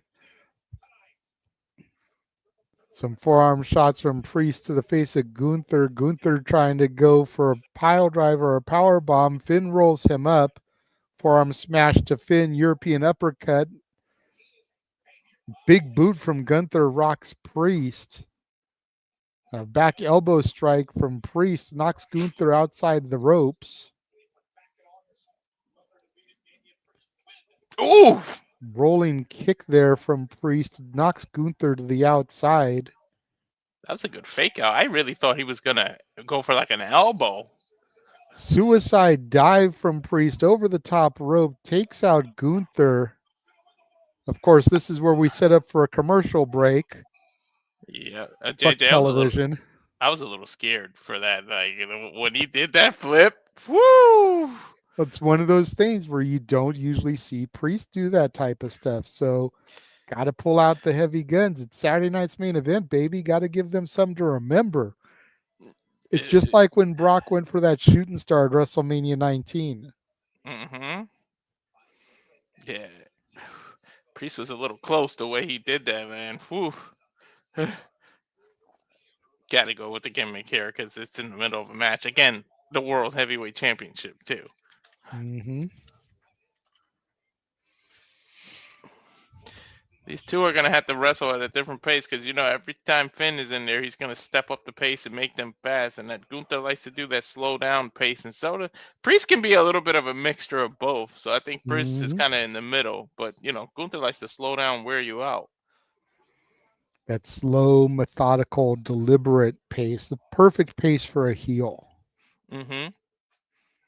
I mean, look at Orton. Even as a face, Orton still has that same pace, man. Mm-hmm. Fuck television for real. I know. And it's not even good commercials. It's like, man, where's all the Christmas commercials? Where's the Hershey Kisses? Where's the M&Ms? Where's the Budweiser Clydesdales? Where's the Coca-Cola Bears? Like, come on. Seeing these Even the Glad trash bag commercials. right. Even like remember the NBA did the thing where they each would shoot the ball and hit the bells at the net. Like even that commercial.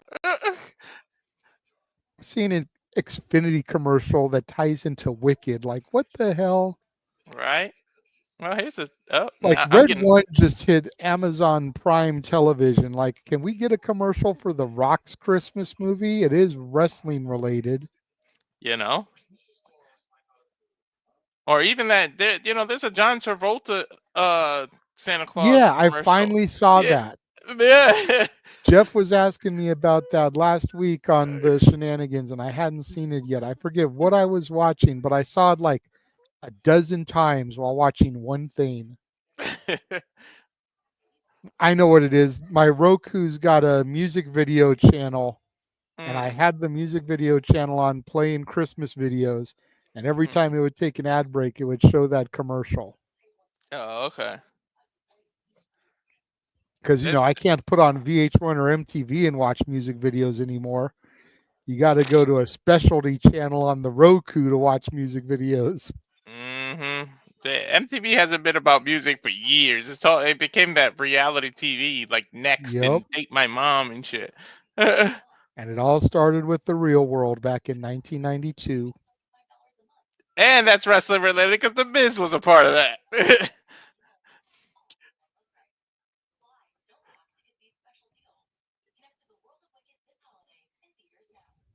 There's another. I just got another Wiki commercial. Oh, here we go. At least Sonic. I'm excited to see this movie. Yeah, I'm not seeing Sonic. I got Peacock. We'll be right back. Oh. I had one Christmas And we're commercial, back. but it was about cookies.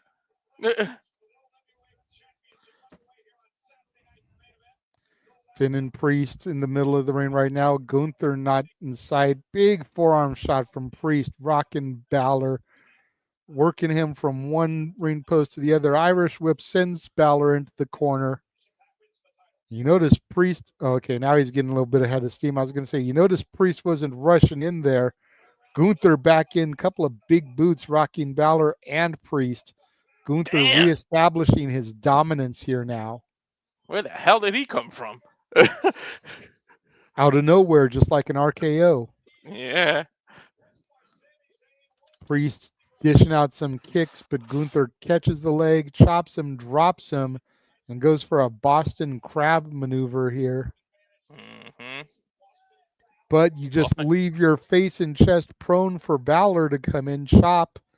Gunther breaks the hold. Do you really want to chop Gunther, though, JJ? Probably not. There's some Pele kick from Balor sends Gunther a little bit dazed. Here comes Priest, double clothesline, takes down his opposition. Priest trying to get some momentum. Every time one of these guys thinks they get a little bit of steam behind the engine, someone is always there to derail the train. Yep. There's a couple of unwritten rules. God. As brutal as Gunther's chops are, I heard that first one of Priest and felt it too. I heard it and felt it too. I was just going to mention chops. I was going to say unwritten rules. You don't headbutt a Samoa, you don't chop Gunther, but damn it.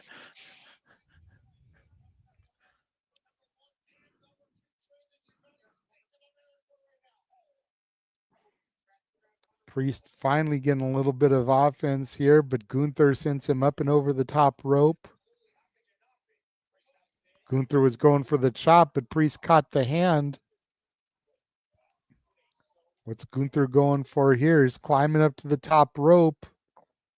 Going old school like The Undertaker. Wow. And a huge face plant. Balor kicks out after 2. Still to come, of course, we've got Michin versus Chelsea Green for the first ever Women's United States Championship. And of course, the undisputed WWE title as Cody Rhodes will defend, against Kevin Owens. Priest has Balor locked up. Look like he's going for the Razor's Edge here. But Gunther with a kick to the midsection, going to set Priest up for a powerbomb of his own. There we go. That's a big man. Priest counters out, kick to the midsection. And a sling blade from Balor takes down Priest. Gunther with the kick to Priest's midsection.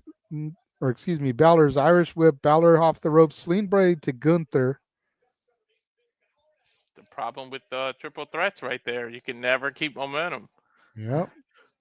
And Gunther's got him caught in the sleeper. Yep. Balor with a pinfall off of the kick there from Priest. Almost got a 3 count. Oh, I don't even think Priest realized what he did there. He didn't, because otherwise he would have gone in to break it. Gunther with the sleeper hold now locked in on Priest to the point of Gunther doesn't need to do a sleeper in this match. And now he's got Priest locked in there again after some elbow shots to the face.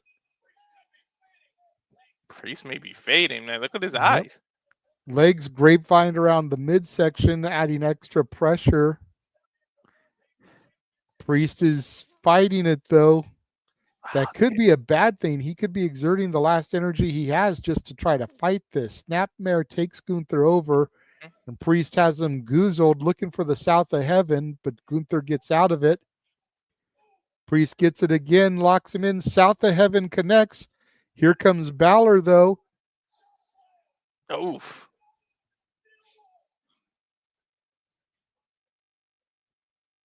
You know what? Shotgun drop kick sends Priest into the corner. Priest is in position. Gunther is not in the ring.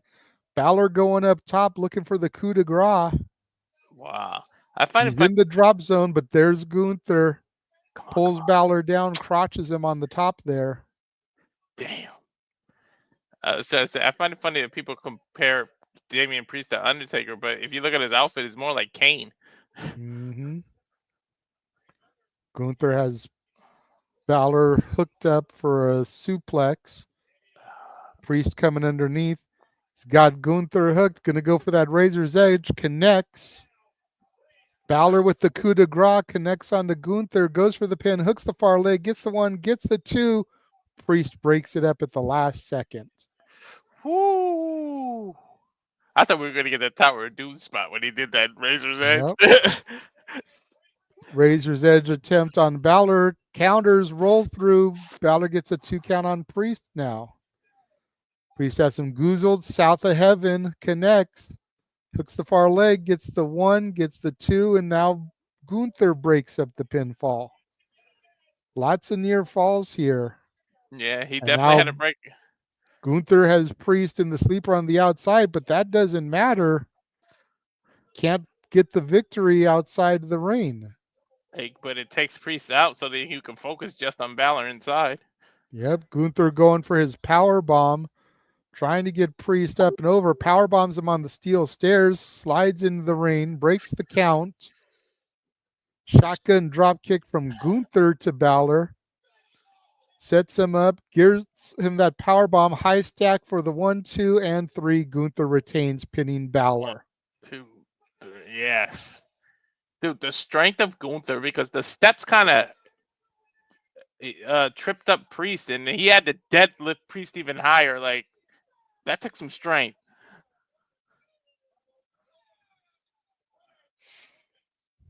Well, we were definitely wrong about that one because we all assumed that Priest was going to be the one to eat the pinfall, and that's why he was added. At the end, it was Balor who took the pinfall and now definitively has been beaten by Gunther. Yep. See that powerbomb again in the high stack for the 3, and the Reign General retains. Not a bad decision, though, did it? Because if he's going to snap and we start seeing dissension in Judgment Day, it's because he lost here. It might send him on that, that downhill trend.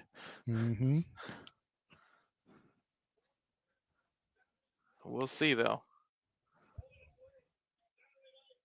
Not a bad match. Unless something else happens, we've got 2 matches to go. The crowning of the first ever Women's United States Champion, Michin versus Liv versus Chelsea Green, and KO versus Cody Rhodes. Notice we haven't really had any promos or anything either. No, today's flown. Like the flow was pretty good. Look at this troll job by KO. It's an American Dream shirt with his picture over Dusty's face. Canadian Dream, it says on the bottom. Here comes the United States Championship, and Nick Aldis says the next match will be the crowning of the first ever Women's United States Champion. I almost wish that could main event. Yeah, but you're not going to steal the main event from Cody Rhodes, bro. Of course not, especially with that case, whatever it's gonna be. And we also haven't had too much from Jesse. Like after the intro, like we haven't done anything with Jesse and Joe Tessitore either. Not at all. Like I'm a little bit surprised. I thought we would have at least had a promo or something. You know, somebody come down to the ring, maybe get the OG drop down mic like Kennedy used to. Yeah. Cut a promo. Something. We haven't seen besides the camera panning in the audience, we ain't seen too many legend stuff either. Yeah.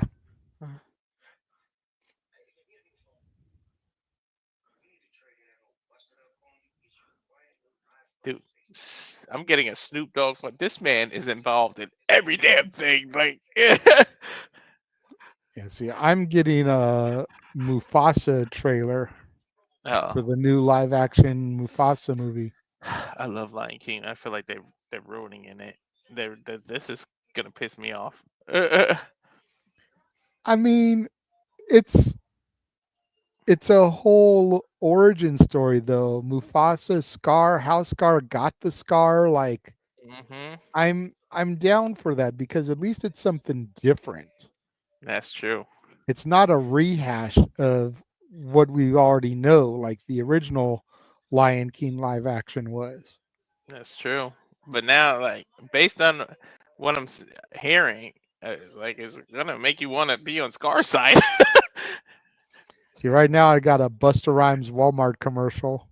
I saw that one earlier. That's funny because at least we got a freaking Christmas commercial. Yeah, you gave us a Christmas list, and I totally forgot about that Busta Rhymes song. That brought back some damn memories, man. Yep.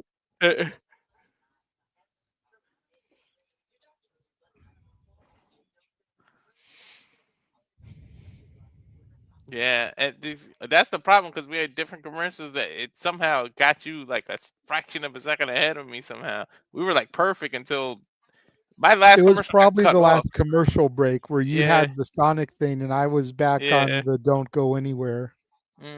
It's all good though. I mean, I'm the lead announcer for it, so as long as you're not ahead of me, we're good. Yeah. That's a fair shout, Safed. Maybe Joe Tessitore and Jesse are going to do the main event match. That's true.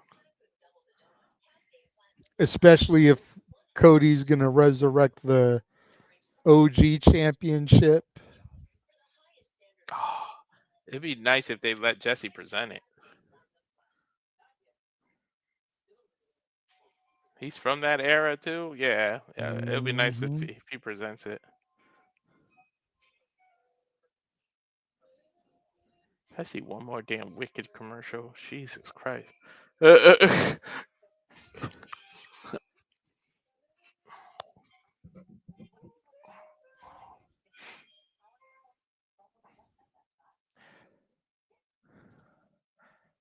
I'm really hyped up for this next match, though. I cannot wait to see. It's either going to really, really, really piss us off, or we're going to be really, really, really happy.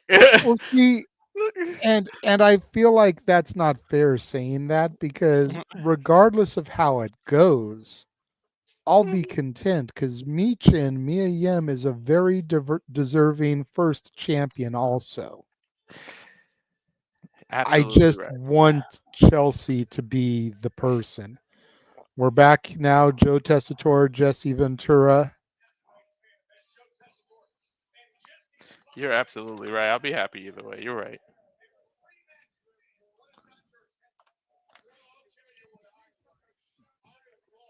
They're kind of recapping what has happened so far. I wonder if Jesse's doing a shout out to Jake the Snake with that rattlesnake outfit. Maybe a little bit. Mm-mm-mm.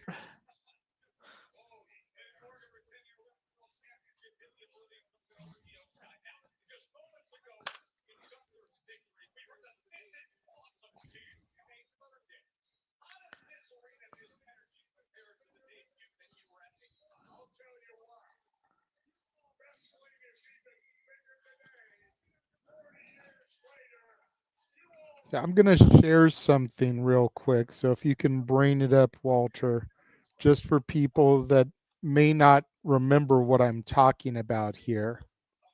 Okay.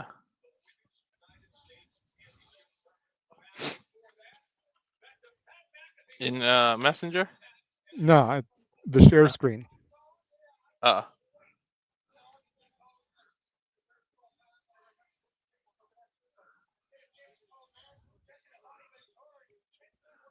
So there it was, the night after WrestleMania 38.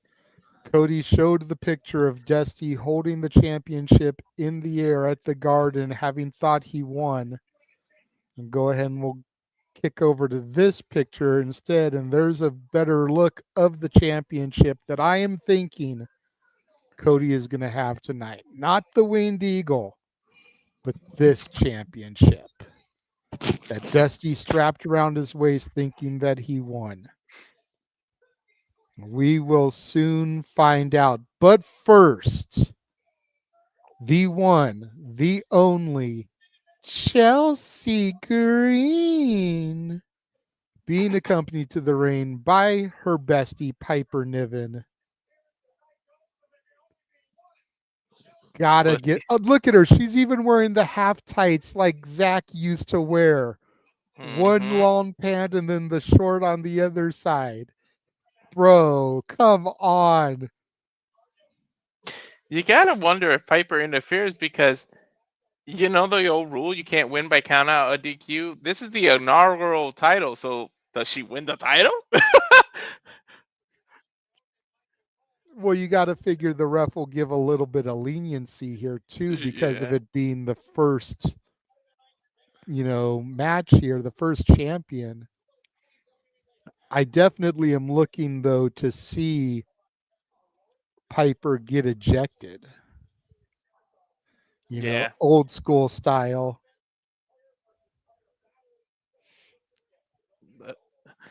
The old school, you're out of here. Yep. And her opponent, representing SoCal, Mia Yim. I can't bring myself to call her Meechin, damn it. I still call him Mia Yim too. Mrs. Keith Lee. Another person in AEW doing wrong. But, I mean, he has been injured too, so not all of it's their fault. I wonder if Matt Cardona is backstage, I mean, I obviously wonder he if he's in the crowd. That's true.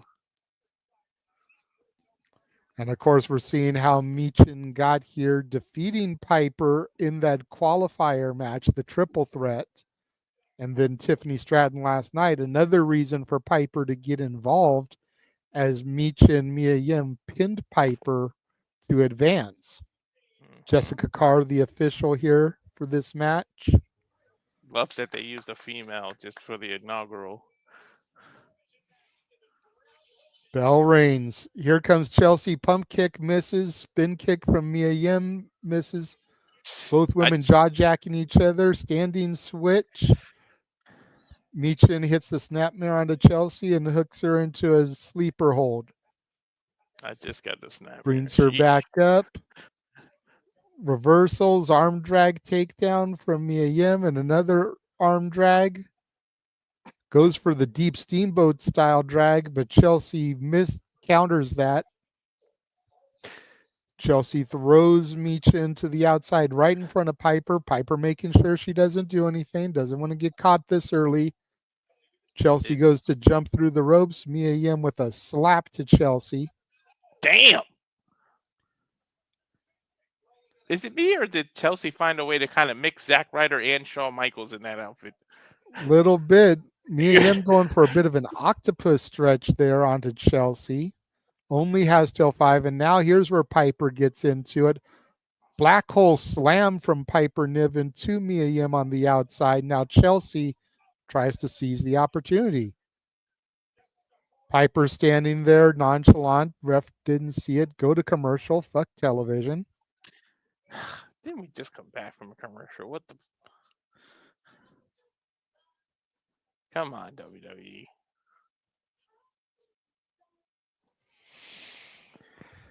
And now at least we're getting a Christmas commercial again. Yeah, but yeah, she definitely found a way to mix Shawn Michaels and her husband. Like, it's a pretty cool outfit. Then it fits her because she's full of herself, and now she's got pictures of herself all over her outfit. Hell yeah. Mm-hmm. But I'm loving the whole one side is a long pant, the other side is the trunk, just like Zack Ryder used to do. You know it. Everybody always thought it was so ridiculous that he did it, but I always pointed out to him, look at it this way. Everybody either wears trunks or they wear tights. Mm-hmm. This stands out. You notice him. It's different. And that's exactly what Ryder was going for. Yep.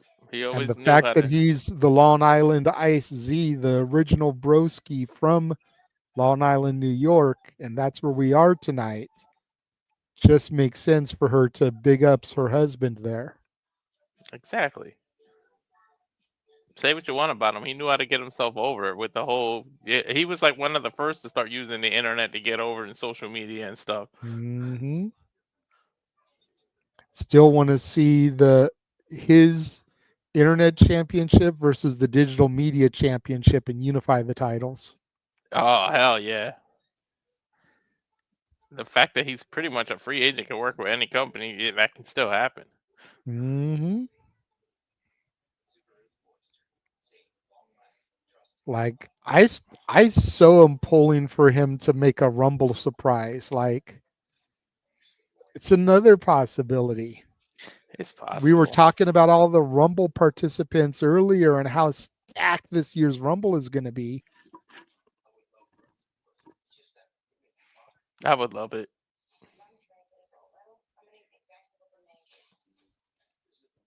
Especially, it was annoying, but he still had a cool thing. He had one of those cheesy themes that just still got stuck in your head, so it was it was like a good theme. It was like Rico's. Rico's was annoying, but it's still like it was like no perfection. no. Zach's was better. Yeah, definitely. Zach's is better. I can't get with Rico's, Billy and Chuck's. It's the same theme. No. That is on my top 10 list of worst wrestling themes of all time. Just nope. That's one of my guilty pleasure ones. I can't lie. Nah. And we will be right back here on the Peacock. We've lost the commercial, so we should be coming right back into action here momentarily. Yeah, I got coverage. We'll resume. We cut off one of the commercials. And we're back. The gorgeous shot of the United States Championship. Piper Niven still ringside.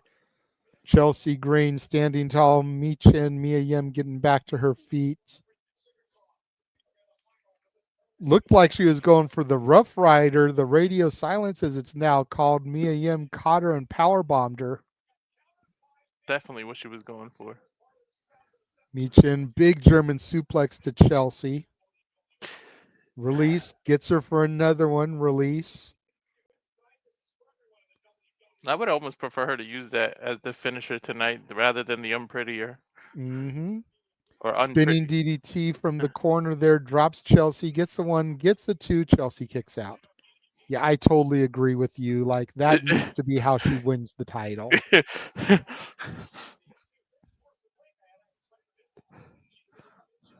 Mia Yim with an arm wringer to Chelsea, going for eat defeat.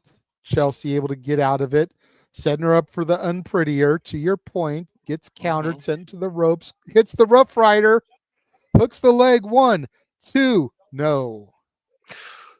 And Damn she it, that hit was it. the opportunity right there, bro. We were just talking about it. The Even timing would have been Piper is perfect. getting pissed. Yeah.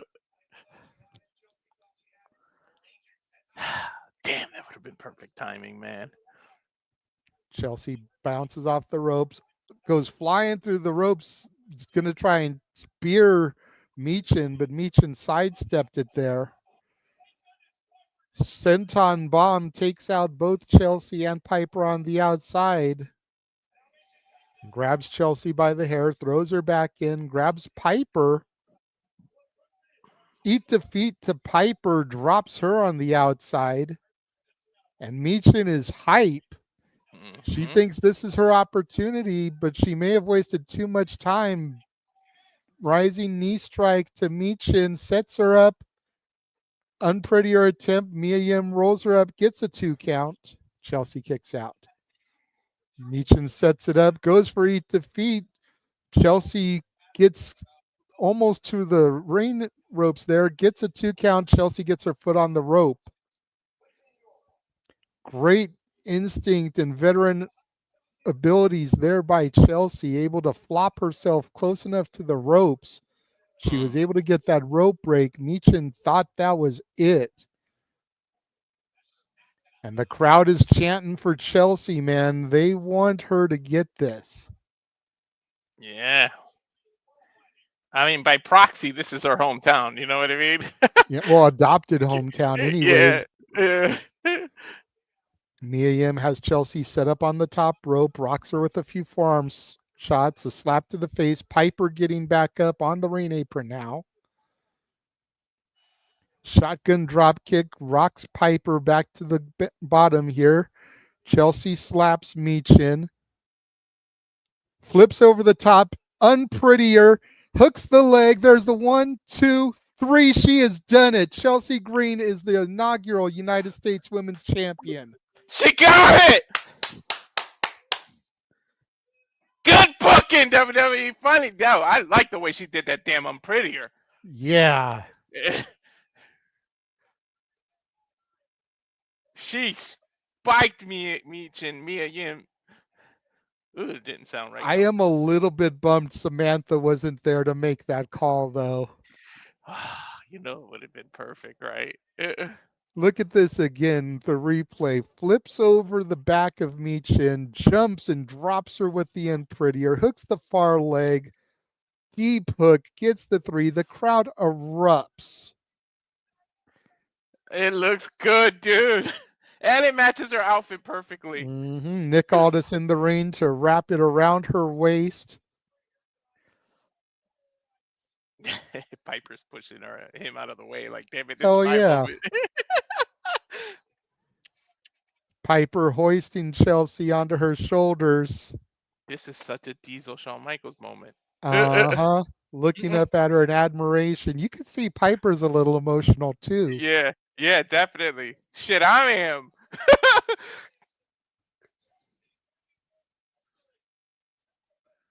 She's staying in character, but you know, part You she can just see wants Piper's to, trying not to cry. Mm. She's definitely in character, but you know she wants to explode. She will once she gets behind the curtain, man, because you know, like you said, Cardona's probably there. But coming up next, Cody Rhodes versus KO, the prize fighter for the undisputed WWE Championship. So glad Chelsea got to win this damn title, man. Wow. Finally, they give you something you want.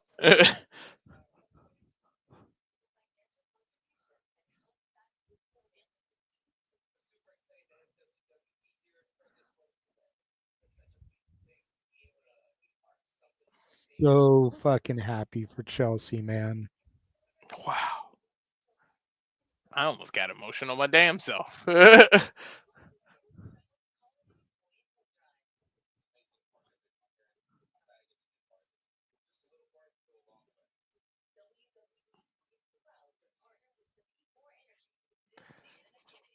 Chelsea. Wow. You know what's happening right now is Triple H is hugging the hell out of her back there. Right at Gorilla. Mhm.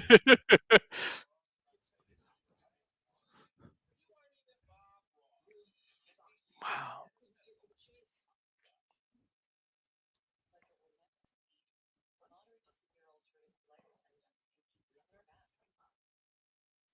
Thank you, WWE, for doing right by us.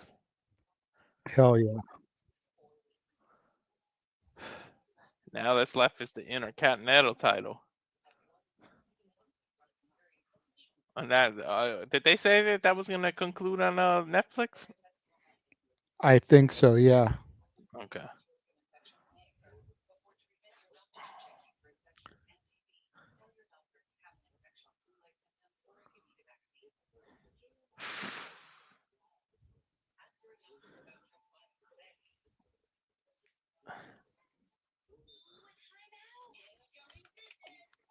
Looks like right now over on Collision, we've got our 10-man tag team match. Daniel Garcia, Orange Cassidy, Commander, and the Outrunners teaming up to take on the Premier Athletes and the MXM Collection. I just want to show everybody. Take a look at that, man. And looks like Noah is checking out the message right now. That's awesome, dude.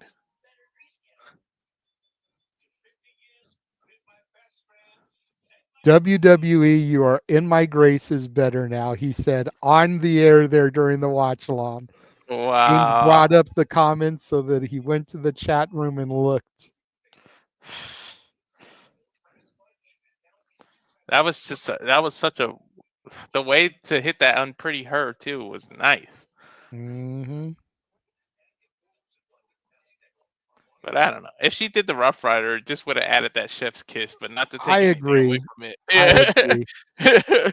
And there's the official image for everybody if you want to pop the share screen up real quick.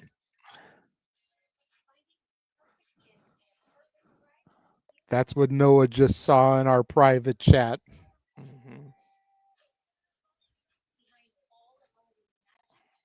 I can't wait for him to come on Shenanigans now tonight because we're definitely talking about this. Oh hell yeah! You can see it even in that still picture. Look at Piper's face. Mm-hmm. Fuck man, Chelsea really deserves it. Yeah, she does. Something you can never ever take away from her. Who would have thought she was released in what 2021? Came back and look.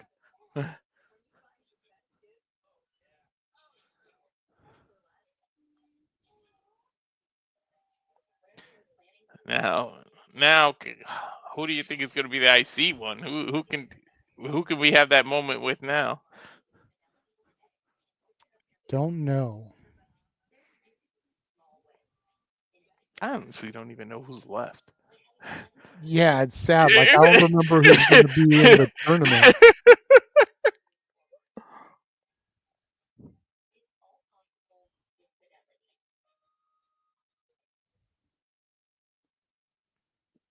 Okay, so Dakota Kai has advanced, as has Lyra.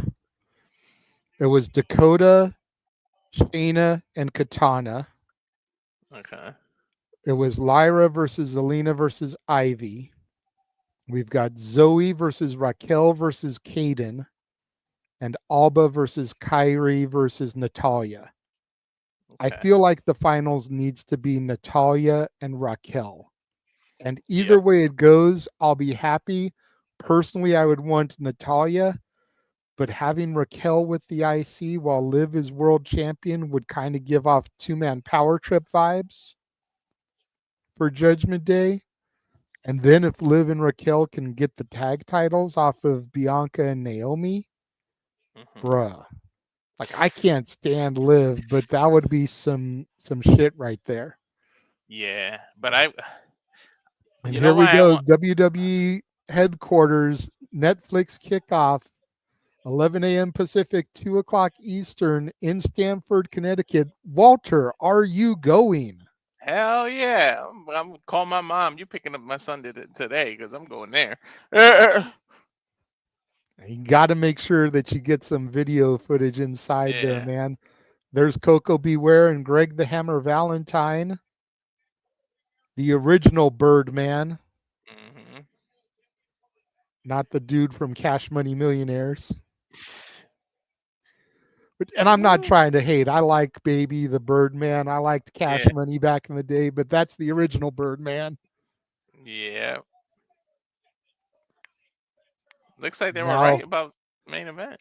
yep, Jesse joining the booth, make it a 3-man team for our main event. And again, I have called it on multiple streams. I'm going to reiterate it. I don't think it's the Winged Eagle. I think it's that belt that we showed images of moments ago. Yeah. I want to go back for a second and talk about the IC title. The real reason I want Natalia to win is they got a couple PLEs coming up in Canada. If she has that belt around her waist, like, imagine how the crowd goes. Chambers is going to be in Canada.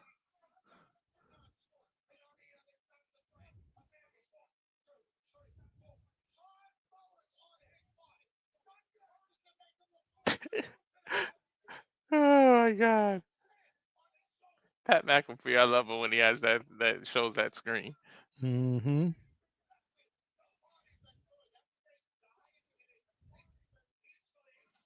That snake died in his sleep peacefully.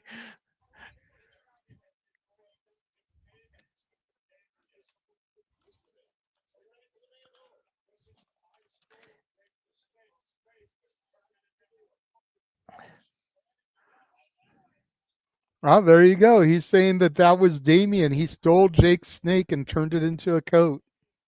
Hmm. To your point earlier, since you just brought it up, I'm going to show everybody again. This is what JJ was referring to.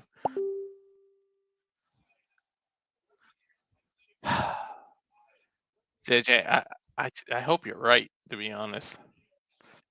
I just feel like it would be the perfect full circle moment. As much as I'd love to see the Winged Eagle, I love the Winged Eagle as much as everybody else.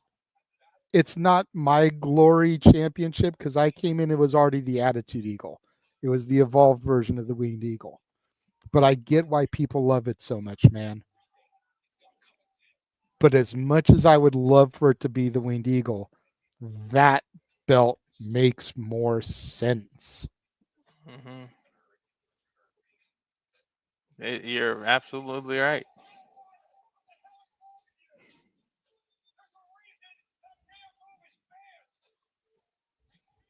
And then we go to a video package. And I made sure I posted that into a few of our group chats right now because if that's the belt that they do, then I want it to be said that I was the only one that called that shit when everybody else thought it was going to be the Winged Eagle. Yep. Freaking Emmanuel over here trolling, saying it's a golden ticket for Willy Wonka's chocolate factory. Or maybe they do the Pulp Fiction. We never know what it is because they never revealed the Pulp Fiction briefcase. Mm-hmm. But if it was going to be a golden ticket, Emmanuel, then we would have seen it when Trick Williams came out at Halloween Havoc because he was Trick Willy Wonka. Hmm. He rocked that outfit though. I gotta admit. Yes, he did. I just come on, KO. Like, you gotta troll so hard, you gotta come out with Stardust's face or something. Come on. Something.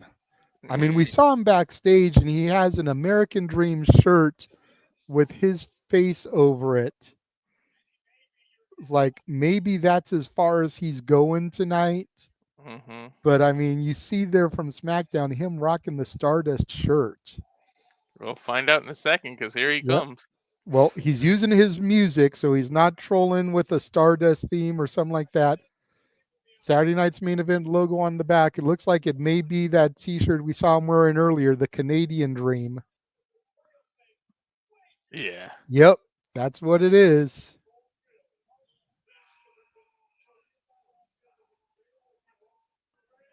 Kevin Owens coming out to troll. Of course, former times 7-time champion, seeking his first singles title since 2017. Lost his championship opportunity against Cody at Bash in Berlin in August.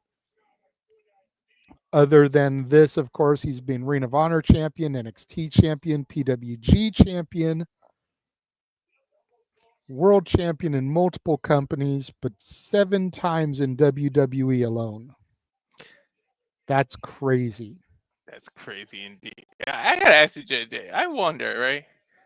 You notice how much security is coming out with the wrestlers? Like, I wonder if it's because the aisle is that tight or because of what happened in TNA last night. Maybe a little bit of both, but we will be back after this commercial for our main event. You know, Let's go ahead and run our trailer one more time, bro. I think I'm gonna run both back to back with this, There you unless go. if there's no time. But so this is the Renegades review, followed by what you can catch on the Simply Reliable Studios watch along trailer. We'll be back after these. And now, preview time. So let's take a look at what's coming your way.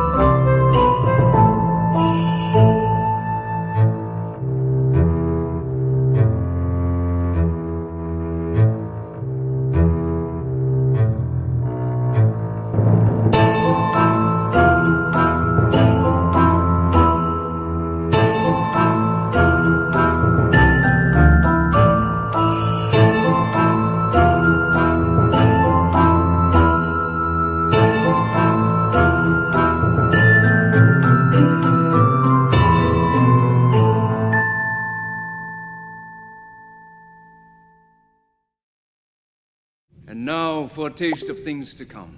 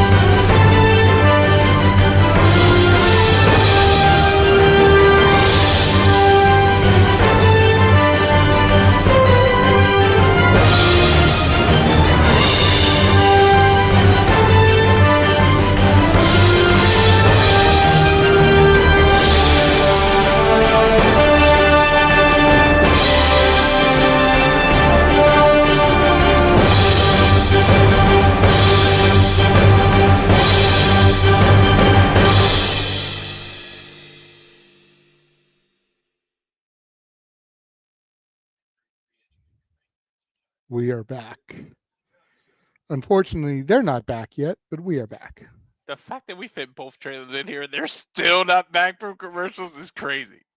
Well, to be fair, our 2 trailers are under 3 minutes. That's true. Most commercial breaks go close to 5. my brother over here trolling. I mean, he ain't wrong.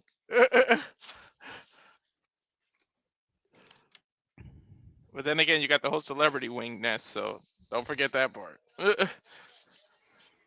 We are back. Next Saturday's night's main event will be January 25th from San Antonio, Texas, the Frostbank Center. Be interesting to see who may play into that one. Got to figure maybe Austin or HBK will factor into that one, being Texas natives. Be nice to get a little pop out of them.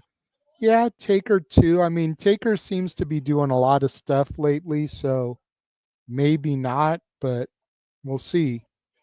Charles Robinson's going to be the referee for this one also. Lil Nate. KO perched on top of the ring post. Why not involve some NXT people so that you have Shawn Michaels there? Has more than one royal family. And here we go. Hey, what if Cody comes out with some polka dots, huh? Right. Taking a sweet ass time coming out.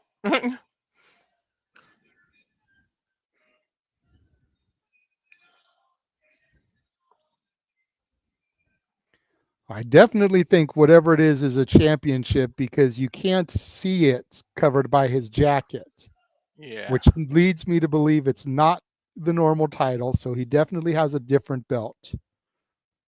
Whoa. It looks like it is the Winged Eagle. Mm-hmm. They're going to focus on it. Yep.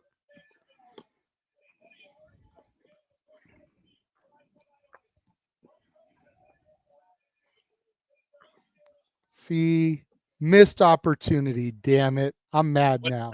Wait, JJ. You may not be wrong because at the end he can pull out the other one when he wins. This is true. This is true. This is true. We'll give you that.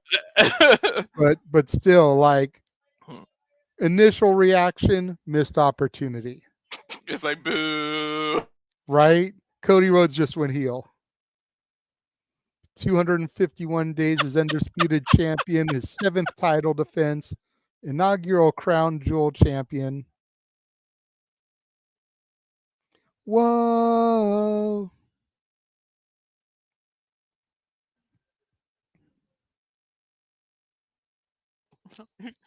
You had me cracking up. You said Cody just went heel.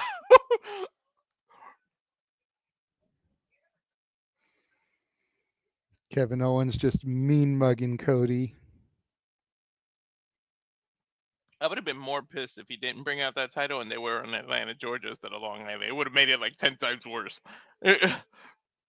Well, if they were in Atlanta, then you would want him to bring out the big gold belt. The one that was synonymous with WCW.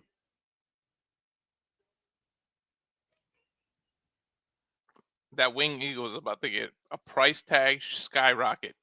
Mm-hmm. Lillian Garcia in the ring to give the announcement.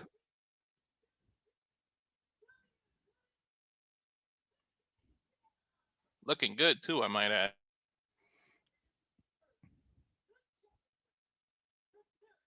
Oh, wait, I got to look over my shoulder after saying that, right? Mm-hmm.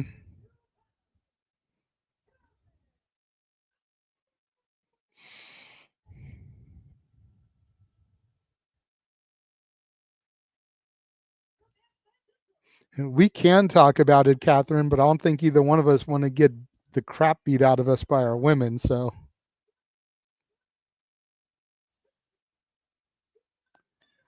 Two-time IC champion, 8-time tag team champion, 2-time Rumble winner, back-to-back years at that, 2024 Crown Jewel champion, and in his first reign as undisputed champion.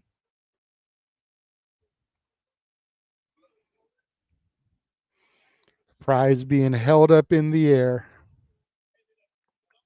Winged Eagle.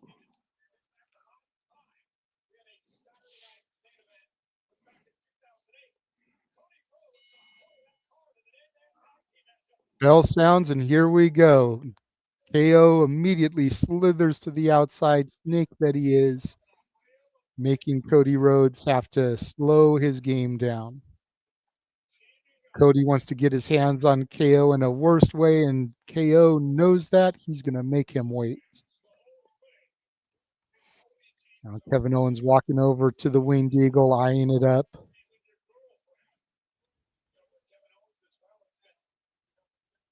Finally climbing back into the ring, slowly but surely. Cody tries to charge at him again, and Kevin Owens once again rolls to the outside. This time Cody takes the fight to him, and both men brawling in front of the announce table. Smashing KO's face onto the desk there. Chucks him back into the ring, slides in, and KO immediately slides back to the outside. Suicide dive through the ropes, knocks KO into the ring barricade. Looks like he rattled KO's skull a little bit there. Damn, it's been like, okay, Cody from the jump. He did rattle. Still taking a look at the replay. Cody sliding KO into the ring there. Finally gets that drop down punch, shades of his brother Dustin Rhodes. KO hooked up for a vertical suplex, trying to fight out of it. Instead, face first goes KO. And again, he rolls to the outside. I don't know how much is that. Is he needs a break, or is he trying to get under the skin of Cody? No, he's trying to get under Cody's skin, take him out of his game. You see now Kevin Owens getting a little bit of offense, smashes Cody's face into the ring desk, backdrops him on there. And now mean mugging, talking trash to Randy Orton at home. Cut-lubbing blow to the back of Cody Rhodes as we go to commercial. Fuck television. Oh, picture in picture at least. Yay. Yeah. First time they've done that for this show. Yeah, KO took a page out of Rock's book. Like, Rock would talk on commentary and stuff. He's just talking to the camera. Mm-hmm. Kick to the midsection as Cody was up against the turn post there. Throws him in the ring. Now KO systematically starting to stomp away. Trying to set Cody up, I think, for the shattered dreams, but he instead kicks the leg. It's a good way to Charlie horse him. Hell yeah.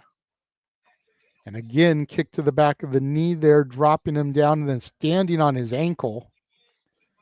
And KO is no light son of a gun. He is a heavy guy, about 280, I think. Yeah, 280, 285, standing on your ankle, which was hurt. Remember, he hurt it on SmackDown. Mm-hmm. Well, last week's SmackDown, not yesterday's. KO going back to that ankle. Looks like he's going to try and set up a submission of some kind. Like a reverse ankle lock.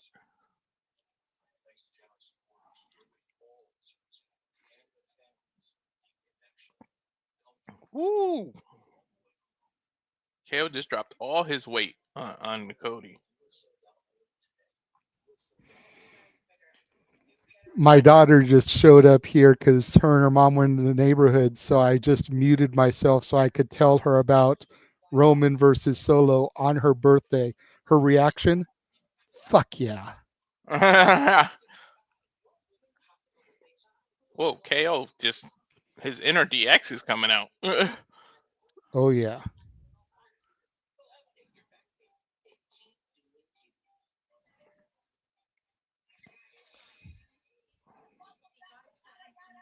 All right, enough with the picture in picture. Can we go back to the full match here? It's hard to call on the side there. KO just dominating Cody throughout the entire commercial break here so far. Hell yeah. See, this is what all that rolling to the outside of the ring was about earlier. Again, that drop down punch from Cody, shades of his brother Dustin. Oh, what's he going for here? He's setting him up in the top corner here, JJ. Mm-hmm. Little Stardust there, somersault. Wow. Hey, man, he's owning up to it. He's not running from it. Nope. That's one of the things I love about Cody ever since he left is he's found ways to work his entire family into his shtick. Like I said, he does that drop down upper thrust like Goldust used to do. He does the bionic elbow like his daddy. He pays homage to Stardust, which is what caused him to leave in the first place. KO to the top. Swanton bomb from KO onto Cody. Hooks the far leg. Gets the 1. Gets the 2. Kick out. Damn. So we go to the replay. Man, KO's Swanton looks so beautiful. He does. Especially for a guy his size. Like, it's one thing when a Jeff Hardy does it. But for a dude of KO's size and stature to pull it off and make it look as pretty as it does. Yeah, kudos to him. Well, here we go. Speaking of the bionic elbow, KO getting a little juke jive in here. Tells everyone to suck it. And now Cody said, no, partner. This is how you do it. Little shucking and jiving there. Yep. Little shimmy there. No, wow. I never thought of that. Jesse just said that he never wrestled Dusty, believe it or not. Scoop power slam, shades of his mentor Randy Orton.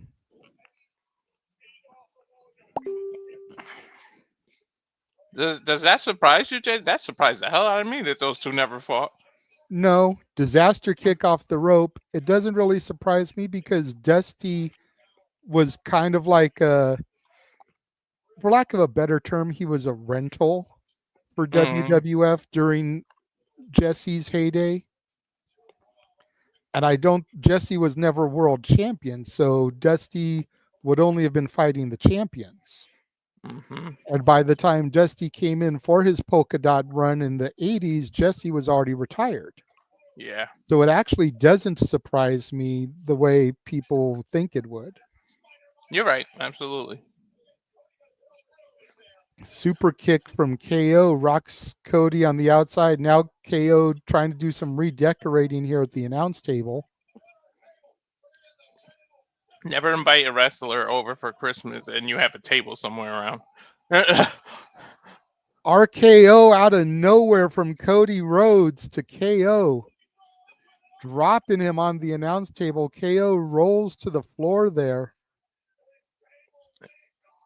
You know, after 40 years of, so many years of this company, someone finally got smart and started building these tables stronger, huh? The announce table doesn't crack so often. Cody cutter connects. Hooks the leg, gets the 1, 2, kick out. Damn, that was close. Thought that was going to be it.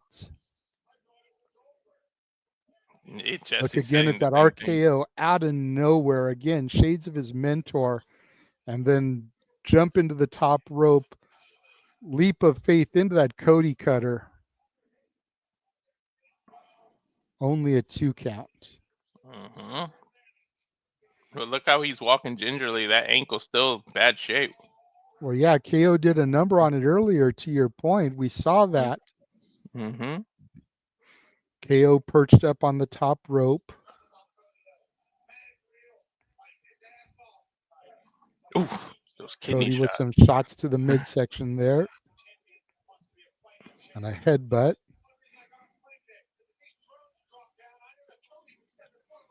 What is Cody going to go for here? Superplex? I don't know. They call it a high risk district for a reason. I think KO is going to get him. Oh, yes, he counters there. Hooks the leg, gets a 1, 2, and Cody kicks out.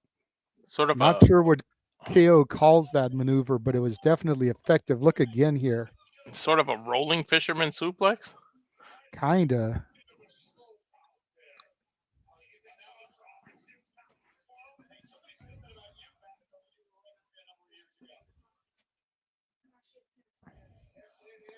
Crowd chanting, this is awesome, and I definitely agree with them there.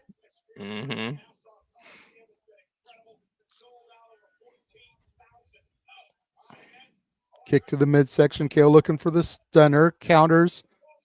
Cody looking for crossroads. Countered. KO shoves Cody into referee Charles Robinson. Oh, it wouldn't be WWE without a ref spot, right, JJ? Yep. Stunner. Goes for the pinfall. Hooks the near leg, but the referee is knocked out. Mm. The- Here comes another official sliding in. This time KO hooks the far leg, gets only a 2 count.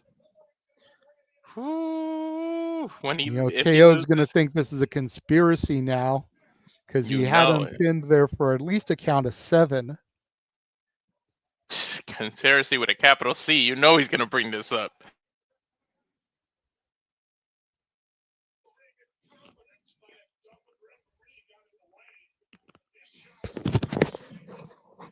KO gets Cody up to his feet, bounces him off the rope, goes for the pop-up power bomb, but Cody over hits a super kick.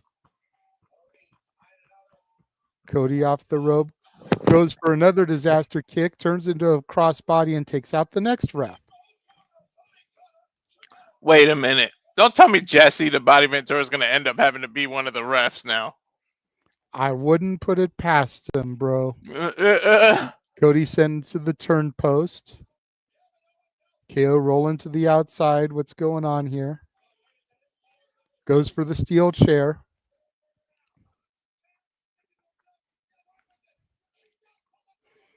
Swings and a miss. Cody cutter connects. Ah. KO is a little woozy.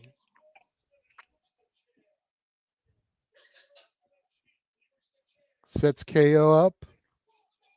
Crossroads onto the chair. Gets rid of the smoking gun. Hooks the leg. And there's still no referee. But There's Charles Robinson. 1, 2, 3. oh man, that looked like it hurt Cody more than it would KO. It was Cody's back that landed on that chair. Better Cody's back than KO's face. That's true. I don't know. Referee Charles Robinson handing the Winged Eagle belt to Cody. I gotta admit something. I'm a little disappointed with the ending there. I don't want to crap over the match or anything, but I gotta be honest. Whoa. Go back to the replay. There's Charles Robinson getting bumped. There goes the crossbody taking out the second ref. Cody noticing the chair. There's the crossroads onto the chair. Getting rid of the smoking gun. And there's the 1, 2, 3 for Cody's retention.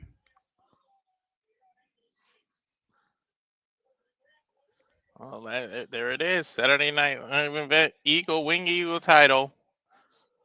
Cody gets to hold it over his head. Mm-hmm.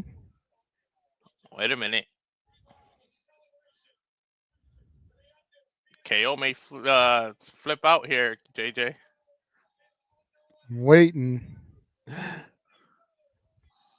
Whoa. Even if the logo comes up, you know, WWE has done some things before. Yep.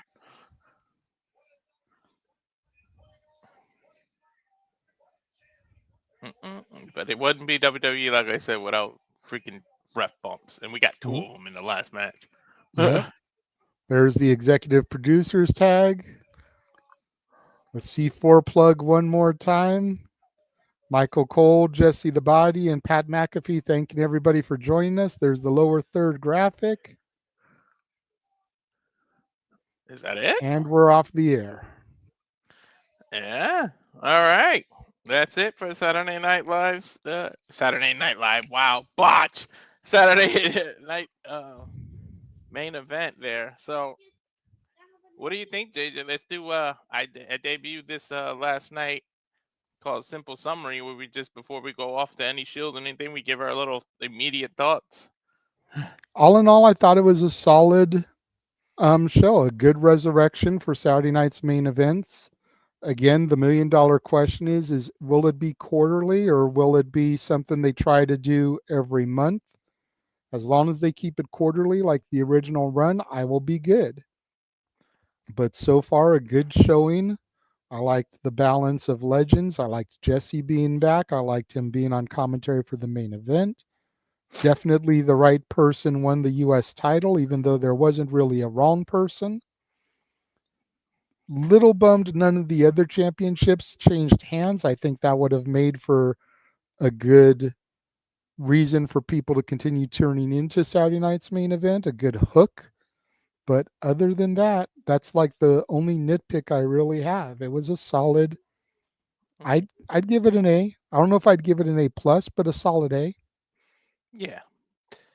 Yeah, I agree with you. I like that the nostalgia feeling and the legends didn't take spotlight away from anybody. They just showed Yes. people in the crowd. They didn't steal the spotlight like, some people would back in the day. Like that was one of Punk's reasoning. Like, why are you bringing all these part timers taking spotlights from us? So I think they did that very, very well. Of course. Yeah. I mean, we'll get more in depth in it on Saturday's Shenanigans, which again, Yeah. tune in at the top of the hour, 11 Eastern, 8 Pacific for that. That's one of the things we were going to talk about. So I didn't really want to get too in depth here.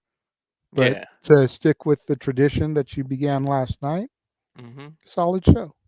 Yeah, definitely. And you know what? In fact, let's not get into all the shills. Let's just, because we got Saturday Shenanigans at the top of the hour, we do all the shills there. Let's Yeah. give ourselves the majority of the hour to rest, eat, take a little bit of a break, and we'll do all the shills during the Shenanigans like always. Yeah. Like last night, we didn't even do the shows. We just did this and then went off the Perfect. air. So, yeah, if you just sign us off like you can. All right. Well, thank you to everybody that joined us in the chat tonight. Again, Safet, Catherine, Matthew, Emmanuel, Wesley, Pop, all the others that were in there that I can't see. And thank you to everybody that joined us. Make sure, again, you tune in at the top of the hour, 11 Eastern, 8 Pacific for Saturday Shenanigans. Got a lot of stuff to discuss this weekend. We'll be discussing Final Resolution last night and Saturday night's main event. Rhino's supposedly done with TNA. We'll be talking about that. Tessa Blanchard returned last night. We'll be talking about that. We'll be talking about Tony Storm's return to the rocker gimmick, Timeless No More, plus any of your fan submitted questions. As always, good questions will be brought up, but if you want to guarantee that your question will be addressed, make it a super chat. We even have our first video question that was sent by Emmanuel, so we'll get into that as well. All coming up again, 11 Eastern, 8 Pacific. Yeah. Thank you, everybody, for tuning in. This has been Simply Reliable Studios watch-along coverage of WWE Saturday night's main event. Tune in at the top of the hour. See you, folks.